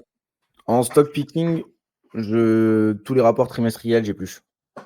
Parce D'accord, que, un, ça m'intéresse, et deux, c'est mon taf aussi maintenant. Moi, en fait, je mets toutes mes analyses à disposition des personnes que j'accompagne. Donc, en gros, derrière, ils ont l'accès à l'analyse, donc ce que je te montrais tout à l'heure, plus un rapport trimestriel à chaque fois. Donc, ce ok. qui leur permet de pouvoir suivre les boîtes aussi de leur côté, parce que ça ne veut pas dire qu'il faut faire quelque chose, mais simplement, il faut s'informer, je pense. Et je regarde pas les news, je regarde très peu l'actualité. Par contre, les rapports trimestriels, je vais regarder. Et ça va me permettre de voir un peu, bah, ok, bah, quelle est la direction de l'entreprise? Est-ce que c'est toujours aligné avec ma thèse d'investissement? Est-ce que Mm. ça se passe bien? Est-ce que ça se passe moins bien? Est-ce qu'il y a des choses à contrôler? Euh, voilà. Après, j'ai des investissements que j'ai depuis un moment et que j'ai pas touché. Et, tu vois, Mastercard, par exemple, je l'ai depuis les premiers achats que j'ai fait de Mastercard, c'était il y a plus de 3 ans, tu vois. D'accord, ouais. Tu vois, et même sur des boîtes que tu as comme ça depuis longtemps et que tu sais que c'est de la super qualité, tu vas quand même regarder plus par intérêt que par nécessité. Ouais, mais parce que tu vois, par exemple, Mastercard, je suis en train de racheter aujourd'hui, là, ça a baissé un petit peu. Hmm. Pour moi, c'est retourné un peu en zone verte au niveau de la valo avec forcément l'évolution des fondamentaux et la baisse du prix. Donc là, j'ai remis quelques cartouches sur Mastercard, par exemple. D'accord. Alors que je n'en avais pas mis depuis 2023. C'était effectivement un peu survalorisé à un moment. On était sur des PER à 34, il me semble, hein, de mémoire. Ouais, Ouais. 34, Après, 35, ça faisait un peu cher, quoi. ouais, après, ils ont une forte croissance au niveau. Tu sais, Mastercard, à l'inverse de Visa, ils ont leur partie réseau paiement, mais ils ont aussi leur partie service ajouté avec tout ce qui va être cybersécurité, analyse de données, etc. D'accord. Et sur cette partie-là, ils ont une forte croissance. Donc, Ok. ce qui peut justifier un PER un peu plus élevé que Visa, par exemple. Mais, Hmm. Mais ouais, après, toujours pareil, c'est un équilibre entre, OK, beh, quel prix, je suis prêt à mettre pour, cet actif-là, quoi. D'accord.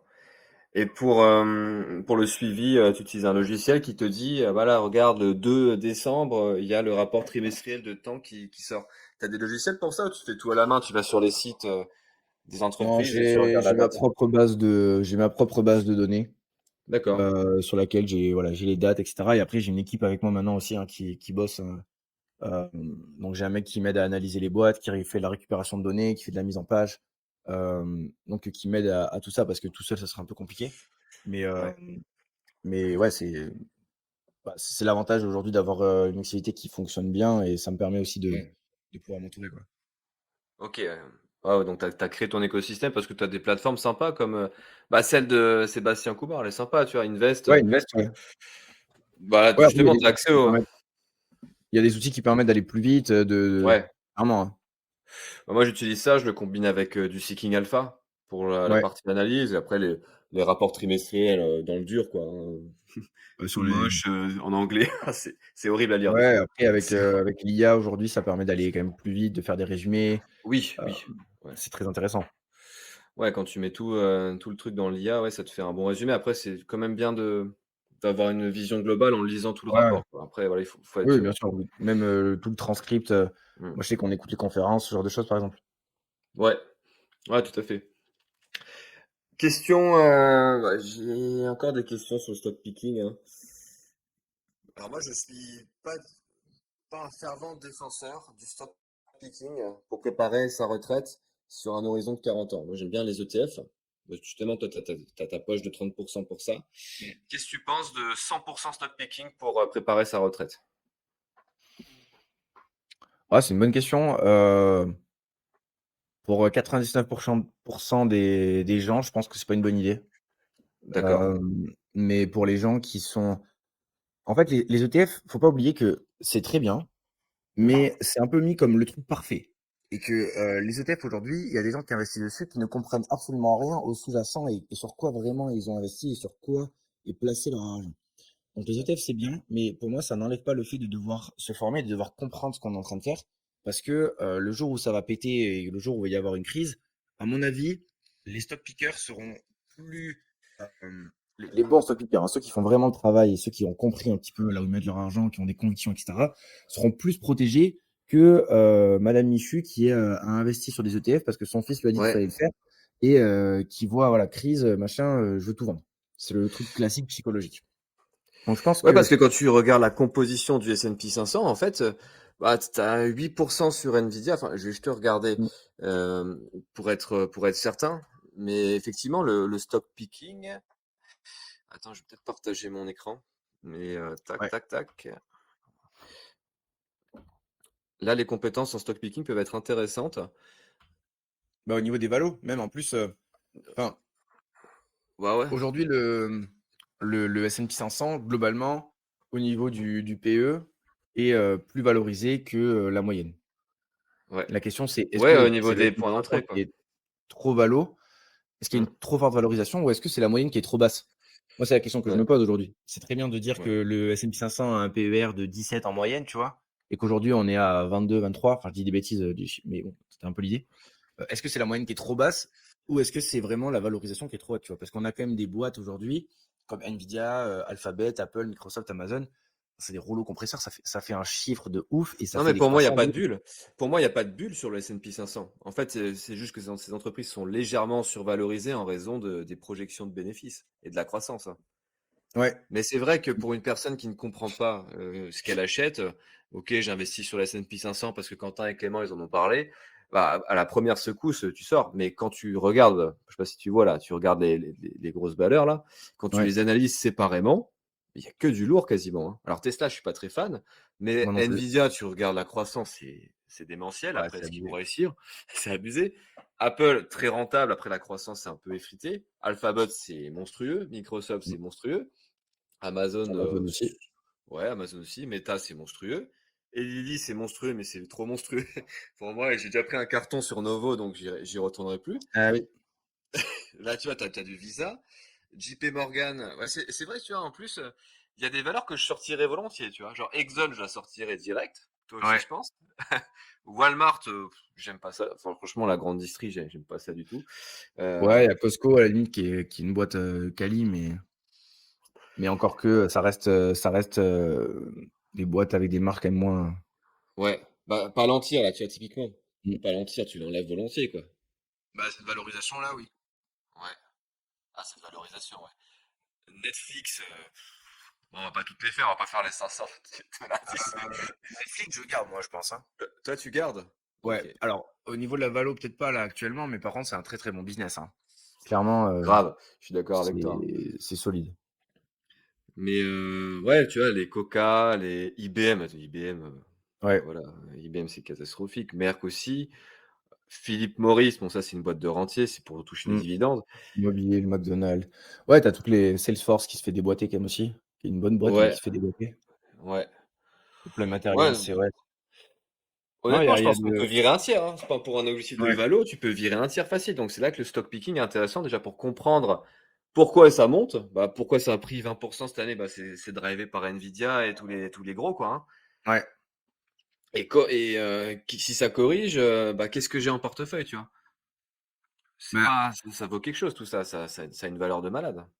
ouais, ouais et puis après, ce qui est également, enfin, là, ça fait que monter, tu vois? Donc c'est très facile.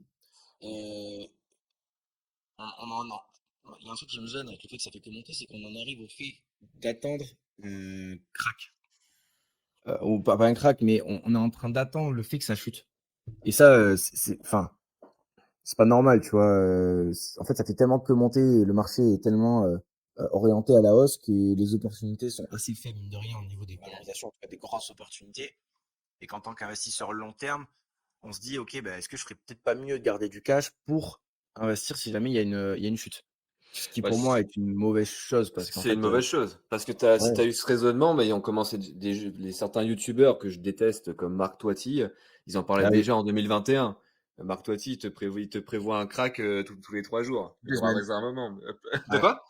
toutes les semaines, ouais, Toutes les semaines en fait, c'est son fonds de commerce et c'est insupportable, mais si tu écoutes ouais. Marc Toiti en 2021, bah, regarde ce que tu as Tu loupé vois? sur, juste l'indice S&P 500 quoi. Non, mais oui, non, mais c'est dommage en plus parce que c'est des mecs qui sont intelligents et qui pourraient apporter, bien mieux que la peur, je trouve.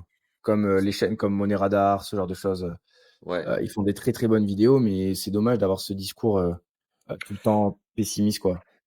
Bah, moi je trouve qu'en France en fait, on n'a pas vraiment de superstars sur lesquels on peut se calquer, tu vois? Alors oui, tu as William Higgins Mmh. qui est dans une niche, hein, avec, ses small et mid cap. Ouais. William Higgins, mais après j'en vois pas d'autres, en fait.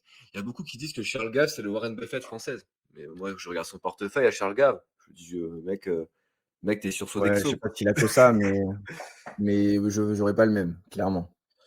Bah, je trouve qu'il fait un exceptionnel, hein, et pour moi, enfin, il parle jamais vraiment de sa performance, hein. Pour moi, il a jamais Mais moi, ça, surperformé les c'est un gros marchés. problème. C'est un gros problème, par contre, sur YouTube, ça. Mmh. Hem, c'est qu'il y a beaucoup de personnes qui parlent de stock picking, et cetera, d et en fait, le problème qu'il y a, je trouve, c'est que la finalité du stock picking, c'est de surperformer le marché. Et que si tu surperformes pas le marché, tu as aucune Ouais, raison de faire du stock picking. Ça, c'est la narrative qui revient beaucoup, avec les gens qui mettent en avant les ETF comme la solution miracle. Mais pour moi, c'est une ouais, grosse problématique, ça, parce que la finalité du stock picking n'est pas forcément que de surperformer le marché, c'est aussi d'être peut-être plus aligné avec ton portefeuille, de mieux comprendre ce que tu as en portefeuille, et ouais. si c'est le cas, d'être peut-être beaucoup plus aligné pour tenir sur le long terme. Parce que la finalité Exact. entre un mec qui fait 10% et un mec qui fait 8%, mais celui qui fait 10%, il tient 10 ans et celui qui fait 8, il tient 30 ans, le mec qui fait 8 a fait bien mieux que celui qui fait 10, mais qui est sorti parce que X ou Y raison et qu'il était plus trop aligné avec ce qu'il avait. Et Ben, quand donc, tu as aucune connaissance en analyse financière, si tu sais même pas ce que c'est un compte de résultat, à la moindre secousse ou à la moindre phrase de Marc Toiti, tu sors, hein. Tu sors direct. bah oui, oui, clairement, oui. Mais il y a des gens qui se retraînent ou qui alors, il y avait du. Voilà, il y en avait d'autres, on va pas forcément les citer, c'est pas le but, mais qui disaient d'aller acheter de l'immobilier en Turquie, tu vois, en 2020. Ouais, mais Euh, ouais, non. No comment sur ce genre de phrase, quoi. Mais c'est c'est bah, compliqué, ouais. Mais tu vois, ouais, donc donc ouais, il y a la ouais, dis-moi. finalité chiffrée, mais pas que. Je pense qu'il faut, et pour revenir à ta question, par rapport à la retraite, Ouais. Pour 99 des gens, à mon avis, être 100 stock picking, c'est pas bien, mais pour 100 des gens, ça serait intéressant de comprendre le stock picking, Ok. ne serait-ce pour être plus à l'aise avec les ETF. Ouais, je suis totalement d'accord avec toi. Oui, parce qu'en fait, la retraite avec du stock picking, tu peux pas faire de buy and hold sur des actions, tu vois. C'est pas possible. Et il Ouais, y a certains qui disent je fais buy and hold sur Air Liquide ou buy and hold sur Microsoft, mais 40 ans, 45 ans, c'est long quand même, hein. Il peut se passer non, plein de c'est très choses, hein. long. Il y a forcément de la rotation, alors que sur les ETF, Ouais. c'est pas le cas. Mais Bah, William Higgins, par exemple, la durée moyenne de détention sur son portefeuille, c'est 5 ans. mmh, Et les plus anciennes positions, elles ont 16 ans peut-être. c'est pas mal, hein? Jamais 40, ouais. Bah après, sur Ouais, 16 mais ans, c'est bah, déjà ouais, beaucoup, je trouve. 16 ans, ça me paraît beaucoup, hein. Moi, j'aime bien faire un truc en stock picking, c'est une fois que j'ai validé mes analyses, je suis pas du tout, j'ai pas le même process que toi, hein, mais une fois que je sais que la boîte, elle a de la croissance, qu'elle est rentable, qu'elle a un moat, je me dis, bon, ça va pas se dégrader du jour au lendemain. Donc en fait, ce que je fais, je me dis, tous les 3 ans, je re-regarde, je réépluche tout, et si jamais ça commence à se dégrader, je vends au bout de 5 ans. Mais sinon, je mens pas, je Ouais. vends rien du tout. J'essaye, tu vois, de rester dans cet ordre de grandeur, tu vois. Mais ça, je pense que c'est une bonne façon de procéder. Au moins, tu as un process clair et net. Ouais, Après, ce qui est difficile avec le stock picking, c'est que des fois, tu vois des valeurs s'envoler et en fait, le temps que toi, tu comprennes qu'il y a un truc à tourner au niveau fondamental, bah, tu as potentiellement ouais, perdu la plus-value que tu avais fait, tu vois? Ça, c'est le truc qui est un petit peu chiant, mais mais en fait, faut pas surréagir non plus parce que parfois, tu as l'impression que ta plus-value est en train de se dégrader, mais si tu te projettes 3 ans plus tard, ben en fait, l'action a réévolué vachement à la hausse et si tu es sorti, bah, tu l'aurais eu, ouais, dans le baba, quoi, ouais, comme on c'est dit. ça. Bah, en fait, je considère le stock picking un peu comme un jeu de probabilité. Alors, c'est pas du tout le casino parce qu'il y a du travail derrière et tu en es la preuve. Mais moi, je pars du principe que si 80% des positions sont gagnantes, même très très gagnantes, bah, le stock picking est réussi pour moi. Tu auras forcément de la casse, tu vois. Oui, oui. Tu vois, c'est comme Bah, tu joues au tennis, tu fais un jeu de service. Si tu mets 4 aces et tu fais 2 doubles fautes, bah, tu as quand même gagné le jeu, tu vois. ouais, clairement, ouais. Non, mais 100. Puis après, là, aujourd'hui, si tu fais un minimum, d'efforts d'analyse et de sélection, c'est pas compliqué d'être dans le vert quasiment partout, hein. Et je suis d'accord avec toi, ouais. Non, je suis d'accord avec toi parce que les grosses valeurs, on les connaît un peu tous, tu vois. Bah, les Visa, les Mastercard, Ouais. Microsoft, Alphabet. T'as juste des boîtes comme United Health qui ont un peu surpris, tu vois. À Ouais, moins ça, 40, Novo aussi qui a surpris. Tu d'autres boîtes, qui peuvent aussi, décevoir, mais c'est toute une question de valo, c'est à quel prix t'achètes quoi? À quel prix est-ce que tu es à ouais, l'aise avec le fait d'acheter ces boîtes-là? Parce que ces boîtes-là, c'est très bien, tout le monde les connaît, mais en fait, tout le monde dit: «Ouais, c'est facile, tu investis sur Google». Bah, les gars, genre oui, d'accord, mais si j'avais pas investi au moment où la valorisation me paraissait intéressante, j'aurais peut-être même pas la moitié de la plus-value que j'ai aujourd'hui, tu vois? ouais, c'est Donc vrai. c'est très en fait, et ça, tu l'as avec, l'analyse, tu l'as avec la conviction, tu l'as avec, une méthodologie, une stratégie Ouais. et c'est ce qui Bah, moi, permet, finalement, de mes faire des meilleures performances, c'était sur, bah, mes plus grosses performances pour moi, c'est sur Visa et Microsoft. Mais justement, enfin, inconsciemment, j'avais investi au bon prix, hein. Je regardais pas ouais, ça au début, il y a 3 ans, j'étais beaucoup moins bon. Mais c'était sur des PER à 28, 30, tu vois, grand maximum. Et mes plus grosses gamelles, et je le referai plus jamais, c'est arrivé bah, sur Novo, justement, où quand j'y suis allé, le PER était à 50, quoi. ouais. Bah, faut le Donc, justifier le PER à 50. Après, ton risque, il est très élevé, hein. Si tu as un grain ah de ouais, sable et que tu as une croissance qui diminue, ton PER à 50, il est plus du tout justifié. ouais. Mais c'est ce que disait François Rochon, j'avais vu une interview de lui sur Mmh. la chaîne de Nicolas Chéron, et lui il disait, alors moi j'ai un problème en ce moment, j'adore Costco, j'adore cette boîte, sauf qu'en fait la valorisation est déconnante, donc j'y vais pas. 50 en ce Ouais. moment le PER, tu vois. Non, mais ça, c'est pour moi, c'est un frein à la bêtise, hein. S'interdire d'acheter des entreprises qui sont trop valorisées. Tu as l'impression que c'est parti sans toi, mais c'est pas grave. On pourra Ouais, pas sélectionner toutes les opportunités du monde, hein, ça existe pas. Faut, choisir ses combats, comme on dit et si c'est parti sans toi, c'est parti sans toi, tant pis, tu vois? ouais. Moi, c'est pas grave, j'accepte et ça fait mal, C'est tu vois? Tu te dis: c'est pas «Putain». facile, hein, c'est pas facile, Ouais, hein, ouais. ouais, non, Moi, c'est... le Facebook, donc Meta, anciennement Facebook en 2022, qui était à 90 où j'avais pas encore, mon process aussi poussé qu'aujourd'hui. J'étais pas 300 convaincu qu'ils allaient, voilà, genre, putain, j'y suis pas allé, quoi et ça, Ouais. je m'en voulais, toi, parce que j'étais T'as déjà raté positionné quoi? dessus. Hein? 400 portes, t'as raté un fois 5, non? Ouais, 400. Ouais, t'as raté un fois 5, oh putain, ouais. Ouais, Ouais, mais ouais, bon, ouais. après, pas très grave, tu vois. Je fais quand même la paire dessus, mais j'étais devant l'écran, tu vois, et j'ai pas appuyé. Ouais. Parce que j'avais pas assez de conviction, parce que j'avais pas assez analysé le truc. Ouais, exactement, exactement. Non, mais moi, je pense que maintenant, tu auras appris de tes erreurs, quoi, hein. Exact. Bah là, Bah, Google, par exemple, pour moi, c'était la même chose, tu vois. Et là, ouais. même Meta, ça s'est quand même bien pété la gueule. Ça a une valo qui est quand même plus intéressante que ce qui a été sur les 6 derniers mois. Après, l'opportunité de l'année, elle était en avril, hein. Mm. Et il fallait mobiliser du cash à ce moment-là. Mais bon, forcément, tout le monde ne peut pas mobiliser 50% du cash voilà, qu'ils ont à disposition. Dans la grande majorité investissent entre peut-être 200 et 500 euros par mois, tu vois. Mm. Très peu de gens déjà qui font plus de 1000, hein. J'avais vu, hein, si t'épargnes, ne serait-ce, et sans parler d'investissement, si t'épargnes ne serait-ce que, enfin, ne serait-ce, si t'épargnes 15 000 euros par an, t'es dans les 10% des top épargnants, tu vois. Ouais, ouais. Donc c'est normal qu'à un moment, tu vois, t'aies pas autant de cash pour profiter des baisses, et notamment celle d'avril. Écoute, Ben, ouais. on a fait le point sur la retraite. Donc là, si on synthétise, retraite avec stock picking pour 1% des gens. Ouais, 100% Le... stock picking. Après, intégrer du stock picking à la stratégie, ça peut être le cas pour pas mal de monde, je pense. Mais Moi, à condition de comprendre, de se former. moi, j'ai une idée en fait sur le stock picking. Je me dis, je fais ça avec un montant fixe. Tu vois, par exemple, l'objectif à terme, ce serait de verser 100 000, voire même 150 000 sur un compte titre, d'arrêter les versements et de faire de la perf avec ça. Et tout ce qui dépasse 150 000, tu vois, à terme, bah, je laisse quand même 5 ans, tu vois, bien Ouais. maturer, bah, je l'utilise pour mes projets perso. Donc, mon prochain projet perso, c'est l'achat de ma RP, tu vois, une maison. Et je le vois comme ça, avec une enveloppe limitée. Parce que Ouais. finalement, quand tu es que sur du stock picking, bah, tu sais pas vraiment où t'arrêter, tu vois. Est-ce que je vise 200 000? Est-ce que je vise 1 million, 2 millions? Et comme ça, Bah, tu tu peux t'arrêtes jamais, je rester. pense. Tu t'arrêtes jamais, ouais. Tu t'arrêtes jamais. Après, moi, je sais par exemple que là, j'ai des revenus qui sont quand même plus élevés, donc je m'accorde des plaisirs plus élevés. J'ai un peu monté mon niveau de vie tout en contrôlant quand même les choses, en évitant de devenir débile et faire n'importe quoi. Oui, Et j'investis beaucoup plus. ouais, Mais, mais après, moi, je sais, tu vois, que ma stratégie à terme, ça va être en perse. Parce que moi, enfin, forcément, je suis entrepreneur. Donc là, je suis en train de monter une holding pour justement faire vraiment une société d'investissement pur et dur. Et ouais, je sais que en perso, ça va être ETF. Parce que oui. flat tax, tu te fais défoncer, alors qu'en société, c'est l'IS, donc tu te fais un peu moins défoncer.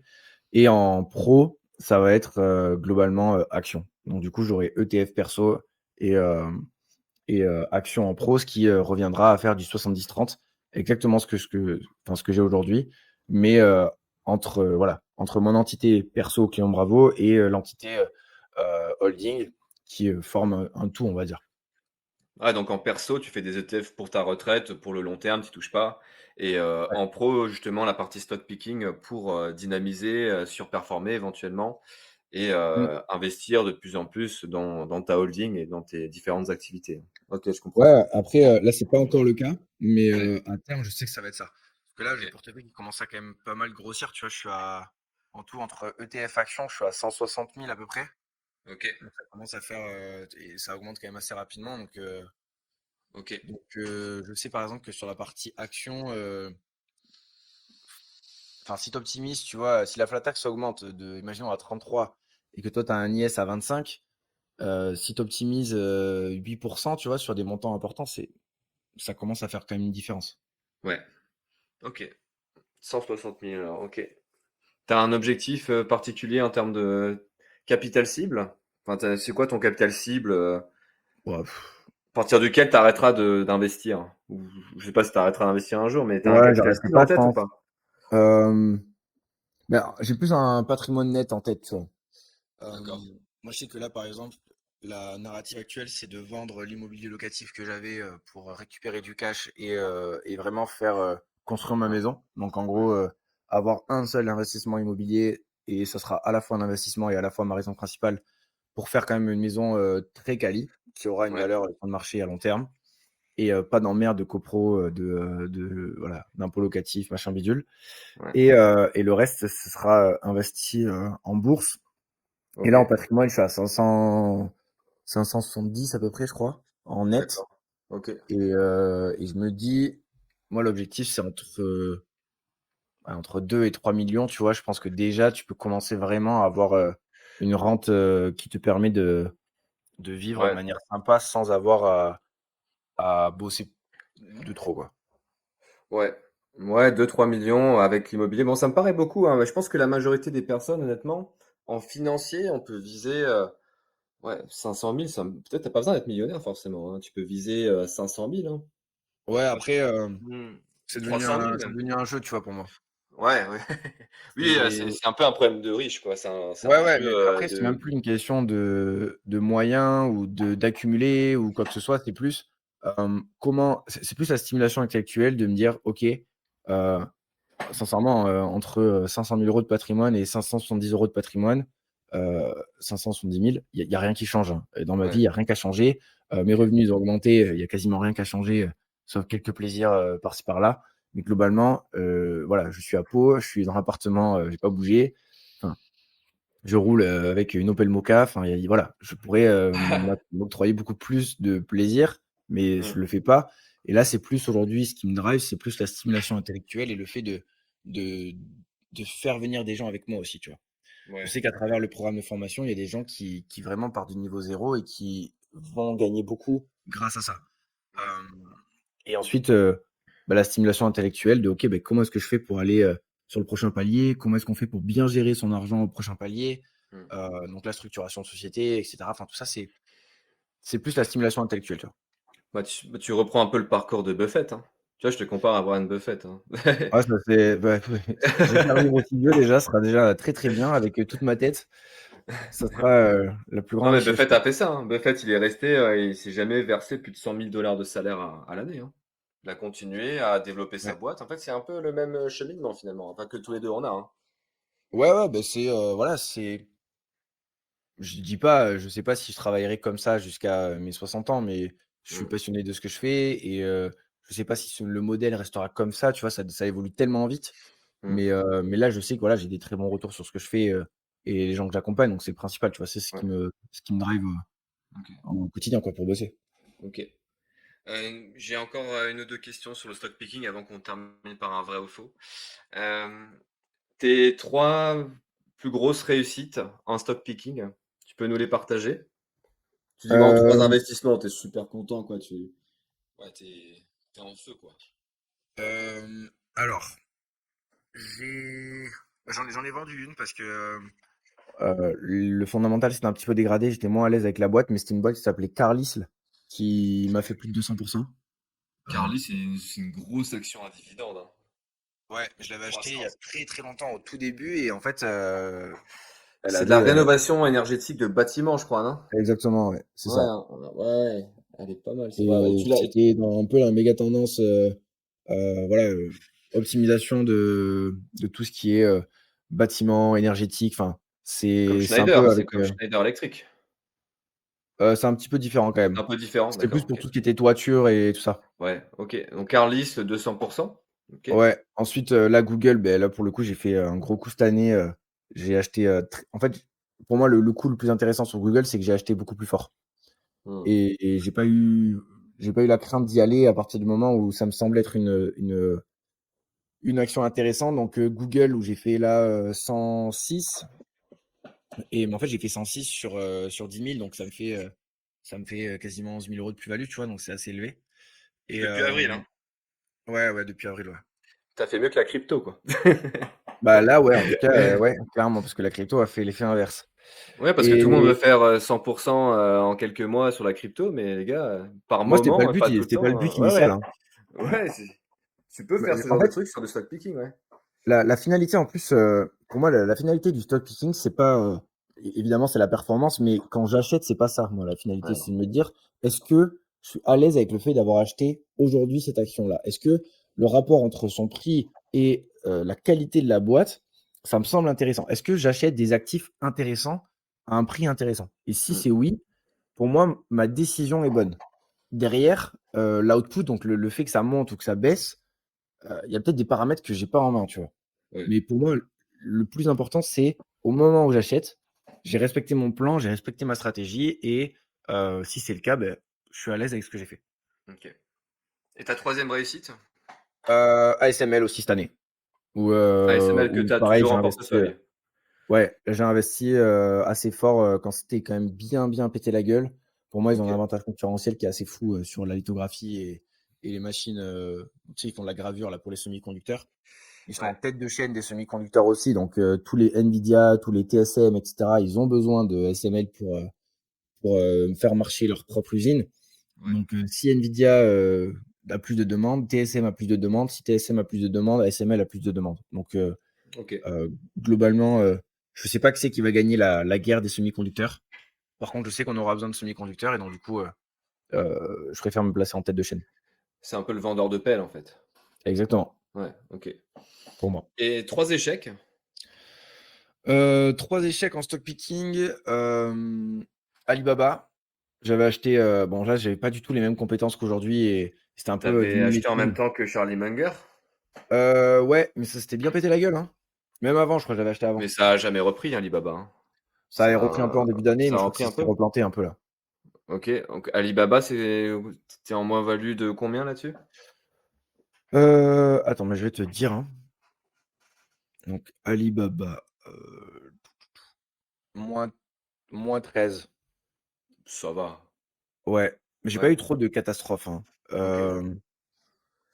Et après en valeur, j'ai eu 3M aussi que j'avais acheté, mais ça c'était pas du tout le même type de boîte que j'ai acheté, c'était vraiment les boîtes avant que je mette en place ma stratégie, tu vois? Ouais, tu étais sur une stratégie dividende croissant, ouais, je Ouais et vois. même, OK. j'avais pas les connaissances que j'ai aujourd'hui, c'était plus par mimétisme.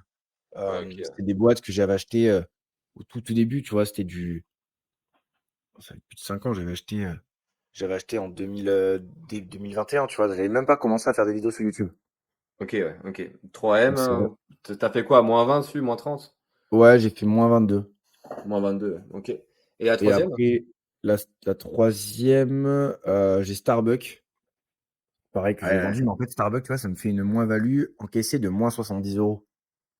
Donc Ah ouais? c'est pas non plus la Ouais, cata, quoi. seulement. Ouais, tu pas mis énormément dessus, quoi. Après Mmh. Starbucks, bon, c'est, comment dire? La «chute» entre guillemets, était assez, rapide. Là, ouais, en D'une année à l'autre, 2025, ouais, ouais. Ils ont pris mais c'est une carton boîte d'une année à l'autre, hein. qui est assez cyclique, ouais, franchement, quand je vois le Après c graphique là, c'est montagne russe, hein.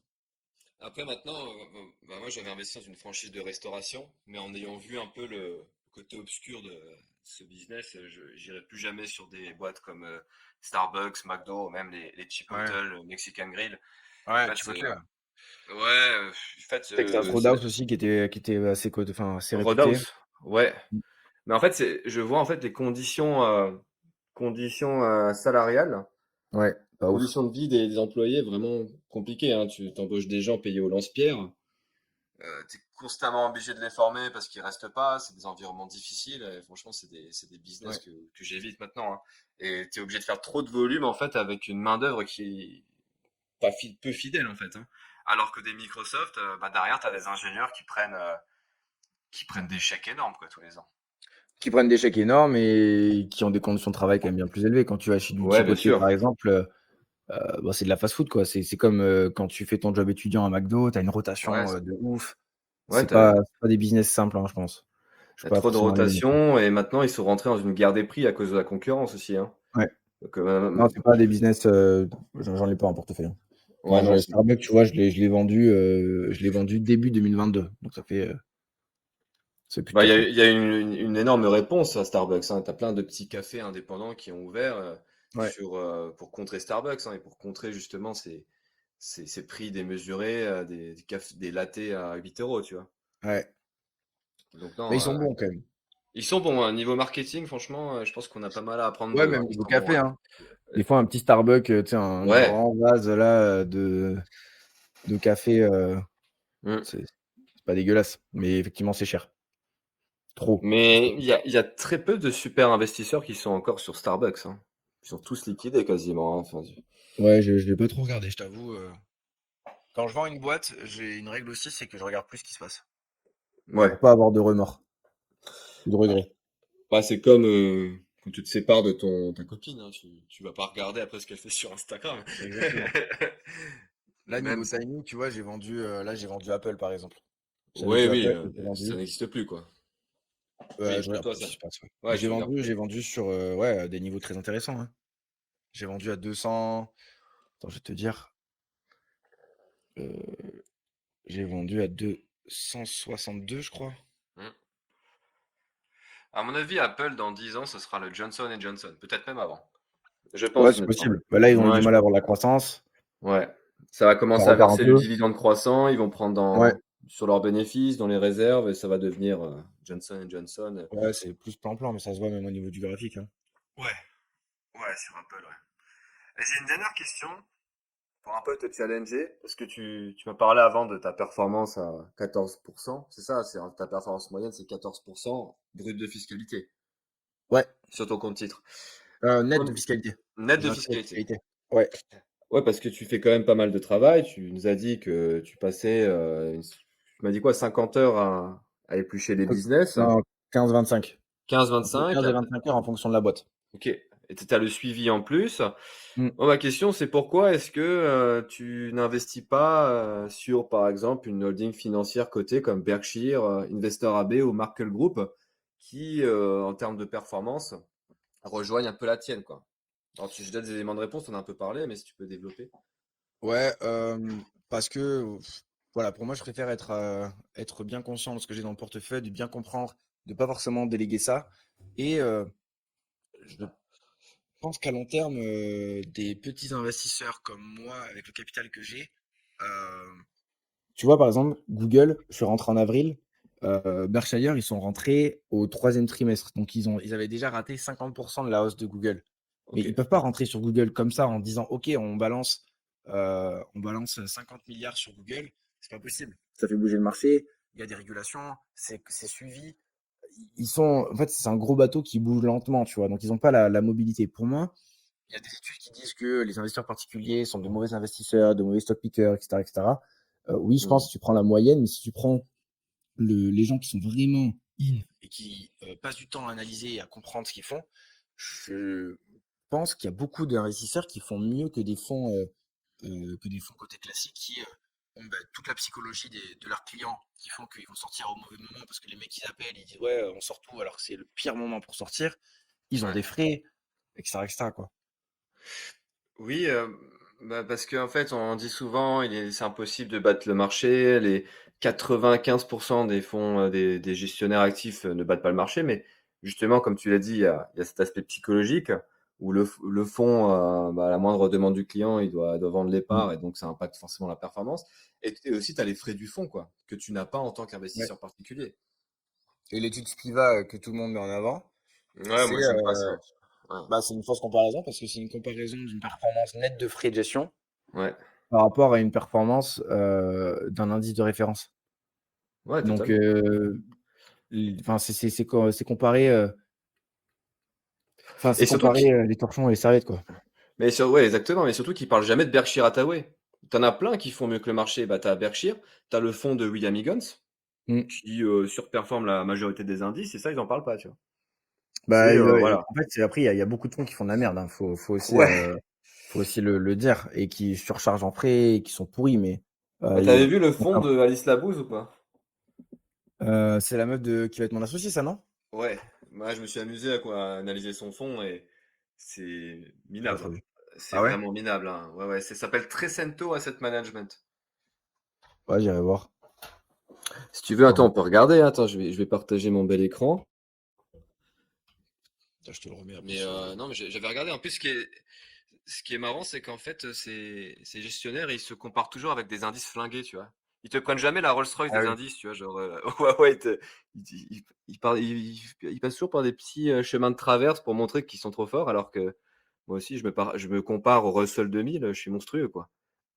Oui, oui, bah, après, c'est pour ça, tu vois, moi, par exemple, ici, pour te montrer rapido, je sais pas si tu Ah vois oui, mon oui. écran, mais en Attends, moi, je gros, l'ai. depuis que j'ai commencé à mettre en place la strat, donc début 2022, donc là, ça Ouais, fait 4 ans, tu vois, moi, ouais, je suis à 12,31 de taux de rendement annualisé, mais je ouais, prends le taux de rendement annualisé et je prends pas le taux de rendement interne, parce que si on rajoute, du coup, le timing des entrées avec ce qui donne le taux de rendement interne, je suis encore mieux que ça.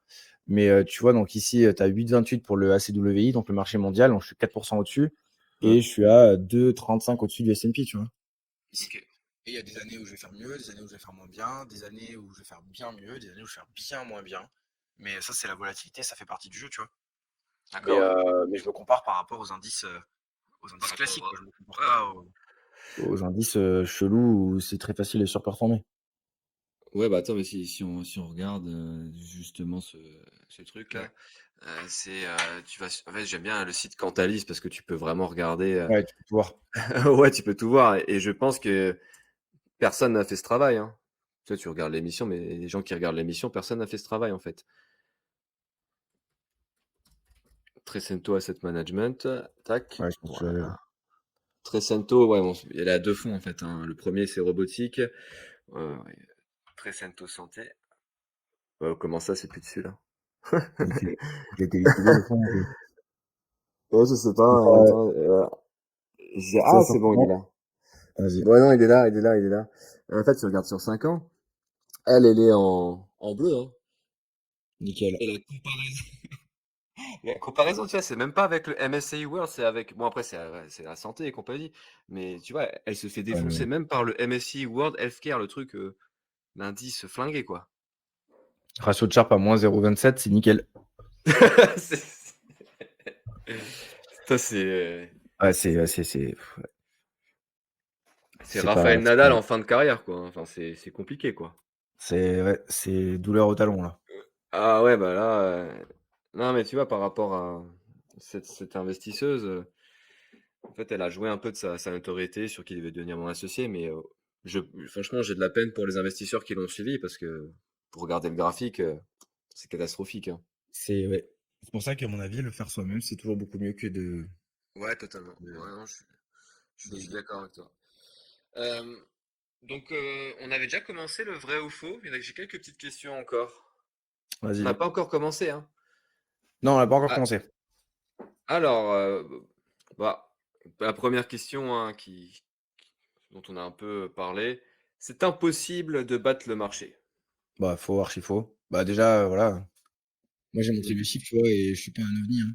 ouais, Après, ça reste, tu vois? Ça fait 4 ans.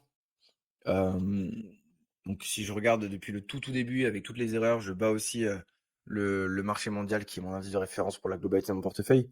Mais il faudra voir sur le long terme. Après, même c'est si je le ça. bats pas à terme ou que je fais la même performance, je suis bien plus à l'aise encore une fois avec mon portefeuille, tu vois? Pour moi, c'est le plus intéressant. Enfin, le plus Ok. important surtout. Deuxième, vrai ou faux. Pour battre le marché, il suffit de ne jamais vendre. Ouais, faux. Faux parce que tu as des boîtes Euh, qui peuvent avoir, une très, très bonne, performance pendant, un certain temps et qui peuvent avoir une performance, qui dégringole, juste après. Du coup, si tu vends jamais, pas vendu, hmm, enfin, pas réalisé, quoi. ok. C'est pas pour autant qu'il faut tomber dans la suractivité, acheter, vendre, acheter, vendre, acheter, vendre. Loin de là. Ouais. Mais à des moments, il y a des stratégies aussi de sortie, de vente et que ça peut être sur des graphiques, ça peut être sur le fondamental, ça dépend de la stratégie de chacun. Mais hem, si ça répond plus à la thèse d'investissement initiale, bah, faut vendre. Ok. Troisième, on finira par une belle. La troisième, suivre un influenceur boursier, c'est comme copier le meilleur élève, ça marche toujours. Non, ça marche pas toujours parce que vous faites pas exactement la même chose que lui au même moment. Et après, encore une fois, c'est toujours pareil. C'est très bien de faire la même chose que quelqu'un, mais si, tu comprends rien à ce que tu as fait et si tu comprends pas ce qu'il a fait lui, c'est toi et ton argent derrière, hein. Donc, c'est pas son argent à lui, hein. Tu C'est peux pour ça que moi, avoir. par exemple, Hmm, dans le programme SPAC et dans l'accompagnement, je leur ouais, apprends, à devenir autonome. Je leur mets à disposition, mes analyses, mon portefeuille et cetera. Mais, je leur mets pas à disposition mes analyses et mon portefeuille sans les avoir déjà formés à toute la méthodologie initiale. Comme ouais, ça, je sais que tout ce que je leur mets à disposition, bah, ils comprennent pourquoi est-ce que, je prends cette décision-là, parce qu'ils ont exactement les mêmes ressources et les mêmes méthodologies. Et ça, pour moi, ok. ça c'est un peu l'équilibre entre, voilà, utiliser le travail de quelqu'un et Hmm. quand même comprendre le pourquoi du comment, quoi. Oui, après, ils peuvent aussi développer leur propre méthodologie par la suite, hein, Aussi, oui. en Ils gardant vont autonomes les là-dessus, ouais. principes de base, tu vois. C'est comme quand tu as un entraîneur qui te dit, moi je prends toujours le tennis, hein, parce que je connais que ce sport, malheureusement, mais quand tu as un entraîneur il y a des entraîneurs qui me disaient, ouais, au niveau de ton service, il faut que tu lances plus haut. J'ai fait ça pendant 10 ans et à un moment, j'ai commencé à lancer plus bas et j'ai gagné en puissance, j'étais beaucoup plus précis, donc j'ai adapté en fait son conseil au mien, tu vois. Il y avait un Ouais, peu bien de sûr. vrai, ouais, tu vois. Ça rejoint un peu ça, quoi. Et le dernier, Un bon CGP devrait détenir exactement ce qu'il recommande à ses clients, gestionnaires de patrimoine, hein. Euh, Est-ce Faux. que Faut aussi parce que en soi, un CGP peut avoir, un profil totalement différent de ses clients. Donc, je pense que j'aurais dit vrai si, tu avais dit le même type d'investissement ou le même type de frais ou le même type de produit, on va dire. Si le CGP, il investit sur des ETF et qu'il va recommander des fonds avec des frais et que là, c'est pas cohérent, tu vois? Hum, Donc sur le type d'investissement, je serais d'accord. Donc faire d'accord. attention à ne pas aller chez un CGP qui va recommander, le produit à la mode du moment qui rémunère très bien les CGP. Il peut avoir une stratégie tout à fait différente parce que une stratégie pour son client sera pas forcément la stratégie que lui va mettre en place Hum. et inversement, tu vois? Oui, c'est comme, je sais pas si la comparaison est bonne, mais c'est comme si toi tu recommandes à tes clients des SCPI parce que tu touches la com, mais que toi, à titre privé, tu investis sur des REIT, tu vois, ou des SIC. Ouais, C'est hyper limite. Après, bon, il y a des arguments pour ou contre, notamment la liquidité, mais c'est vrai que peut y avoir une petite dissonance, quoi. Et pour les fonds c'est actions, n'en parlons pas, quoi. Si toi tu fais ouais, des ETF et que tu dis, faut ah, être le cohérent, fonds, quoi. ouais, faut être cohérent, quoi. Oui, mais après, c'est vrai, hein, tout le monde n'a pas le même profil. Et en gestion de patrimoine, en règle générale, le profil des clients, c'est quoi? C'est d'équilibrer, hein. Il y en a très peu qui sont offensifs, hein. Très peu, hein. Ouais, ça dépend, en fait. En fait, les gens comprennent pas trop l'histoire de profil de risque. Et pour Ça moi, c'est une énorme mériterait, connerie, ouais, ça mériterait quand même, de clarifier parce que pour moi le vrai risque, c'est pas la volatilité. En fait, ils confondent risque et volatilité et c'est un ouais. problème, Le vrai risque, c'est d'investir sur des trucs que tu comprends pas ou d'investir sur des boîtes ou sur des projets qui n'ont, ni queue ni tête, qui n'ont aucun fondement, aucune valeur. Ça, c'est le vrai risque, Mais mais après, mais en fait, le problème, c'est, enfin, pour moi, c'est cette espèce de questionnaire de profil de risque, c'est du bullshit. Parce que, grave. si tu dis: «Ouais, je suis prêt à perdre 5 si, je gagne 20 mais je suis pas prêt à perdre, 20 si je dois en gagner, 60», c'est mais n'importe quelle personne se dit: «Mais qu'est-ce que c'est tous ces calculs-là, tous ces chiffres?» Ouais. J'en sais rien, tu vois? C'est pas sur Mmh. un papier que tu le vois ça, c'est sur le terrain, c'est en apprenant et pour moi, Mais c'est je sais pas, c'est un peu du bullshit ce truc. non, c'est intéressant ce que tu dis, mais surtout que, pour les personnes qui appellent un CGP, elles n'ont pas d'expérience sur les marchés, donc c'est très dur de répondre à Mais ces qu'est-ce questions. qu'elles en savent? Exactement. Ah, t'en sais rien. En fait, tu sais au moment où tu prends ton -20, ton -30, quand c'était le cas au Covid. Ouais, Par exemple, j'ai une anecdote, j'avais investi enfin j'ai toujours, hein, j'ai pris un prêt étudiant à la banque, hein, 40 000 balles, hein, que j'ai mis dans mon PEA. Tout fonctionnait bien, je l'ai pris en 2018, hein. Et en 2020, il y a eu le Covid, quoi. Donc ah oui, mes 40 000, ils se sont transformés en, je sais plus, en 28 000, je crois. Mais j'étais très à l'aise, hein, avec ça, hein. Et c'est à ce ouais, moment-là ouais, que je me suis dit, bah, écoute, hein, je vais ça embrasser va. la volatilité. Ouais, ça va, quoi. Mais je pense qu'il faut faire, une gestion au profil de la personne et aux objectifs. Si la personne a un objectif à 30 ans, ben voilà, c'est pas une question de risque ou pas risque, c'est juste que son horizon est extrêmement long et que si elle délègue la gestion et que c'est bien expliqué, voilà, faut, forcément prendre plus de risques que si tu as un objectif à 5 ans. Donc un Ouais, c'est ça. management et une gestion à l'horizon et au profil de la personne, aux objectifs de la personne, plus intéressant à mon sens qu'une gestion au profil de risque. Parce que n'importe quelle personne va te dire, bah non, je suis pas prêt à perdre 50% pour gagner 50%, tu vois. Mm. L'aversion à la perte, elle est beaucoup plus forte que l'envie de gagner la plupart du temps. Donc, si on écoute ce genre de questionnaire-là, personne Mm. n'investit, hein, ou très peu. Donc, Mais surtout que le c'est risque est très relatif parce que les SCPI, par exemple, en profil de risque, on est peut-être à 3 enfin, sur les 7, hein, sur l'échelle de 7 là. ouais, Alors que 3 sur sur les 7, ouais. actions ETF, on est à 6. 6. Ouais, 5-6 pour les actions ETF et on est 7 sur 7 pour les actions directes. 7 sur 7 actions directes. Non, mais pour autant, tu vois, moi j'ai plus confiance en un Alphabet Microsoft pour les 20 prochaines années que la SCPI, je sais pas, Hirokozen, tu vois. Ouais. Je sais pas, parce que C'est sur ouais, 20 ans, j'ai vu. Ouais, je sais pas. c'est différent, c'est différent. Hmm. Je pense qu'il y a Ah, plus d'historique, il y a plus de track record sur Microsoft, Google, et cetera, que sur Hirokozen, par exemple, mais Hirokozen, c'est palpable derrière. En fait, Les SCPI, c'est quand même bien construit, hein. C'est pas une, voilà, c'est pas une enfin, un prix de la part qui est fait comme ça. C'est des experts indépendants qui viennent expertiser le parc immobilier. Ouais. Mais on n'a pas C'est, d'historique encore, tu vois, c'est ça le problème. ouais. Enfin, moi après pourquoi pas pour de la diversification, mais baser pour du revenu toute sa stratégie sur de la SCPI, ça me paraît compliqué, tu vois? Quand tu vois des Iroko Ouais, qui non, ont non, deux non. trois ans de versement, je préfère aller sur, Realty Income, tu vois? Ouais, après, pour moi, voilà, Rinticom, c'est pas de la bourse. Non. C'est de l'IMO. Mmh. C'est de l'IMO Ouais, volatile. Mais ce qui me fait chier, c'est que l'IMO, moi, j'aime bien en avoir dans le portefeuille pour avoir de la diversification, notamment aussi au niveau de la volatilité. c'est ça. Parce que si on, voilà, les rates, c'est très bien, mais si on fout tout en bourse, finalement, on a quand même tout qui est volatile. Et rates par rate, s'il y a une crise en bourse, s'il y a une crise des marchés financiers, les rates vont se péter la gueule. Alors Mmh. que les SCPI vont avoir cette résilience. Parce que pas de volatilité. Et peut-être que, en fait, ça se pète la gueule, mais tu vas pas le voir. Ou tu vas pas le voir Non, tu de vas pas le suite. voir. Bah, ils réactualisent le prix de la part tous les ans. Ouais, Tous les ans. ça dépend mais ouais, globalement, c'est tous les ans ou tous les 6 mois. Mais Ouais. ouais, c'est un actif décorrélé. Moi, je sais que, par exemple, sur ma boîte, sur ma société, je vais mettre, environ 30 je pense, en SCPI, entre 20 et 30 je pense, en fonction du montant. C'est ce que tu Mais, vas faire ou ce que tu fais déjà? c'est ce que je fais déjà et c'est ce que je vais faire OK, après sur la holding. En gros, moi, d'accord. l'objectif, c'est 20-30 SCPI, entre, 5 on va dire entre 50 et 60 bourse et le Mmh. reste en private equity, je pense, à terme. D'accord. Oui, mais oui, effectivement, après, la SCPI, tu es moins sujet à la volatilité et donc tu es moins sujet à vendre dans la précipitation. C'est le gros avantage. Après, Très c'est long terme, la SCPI, hein. ouais, c'est très long L'idéal, terme. Je pense que sur minimum, Quorum, ouais, par exemple, qui a plus d'historique, ouais. heu, tu gardes extrêmement longtemps, ça peut même avoir des exonérations fiscales intéressantes à la fin, enfin, Mmh. c'est c'est de l'IMO, quoi. C'est de l'immobilier, simplement, c'est pas toi qui as les clés. Ouais.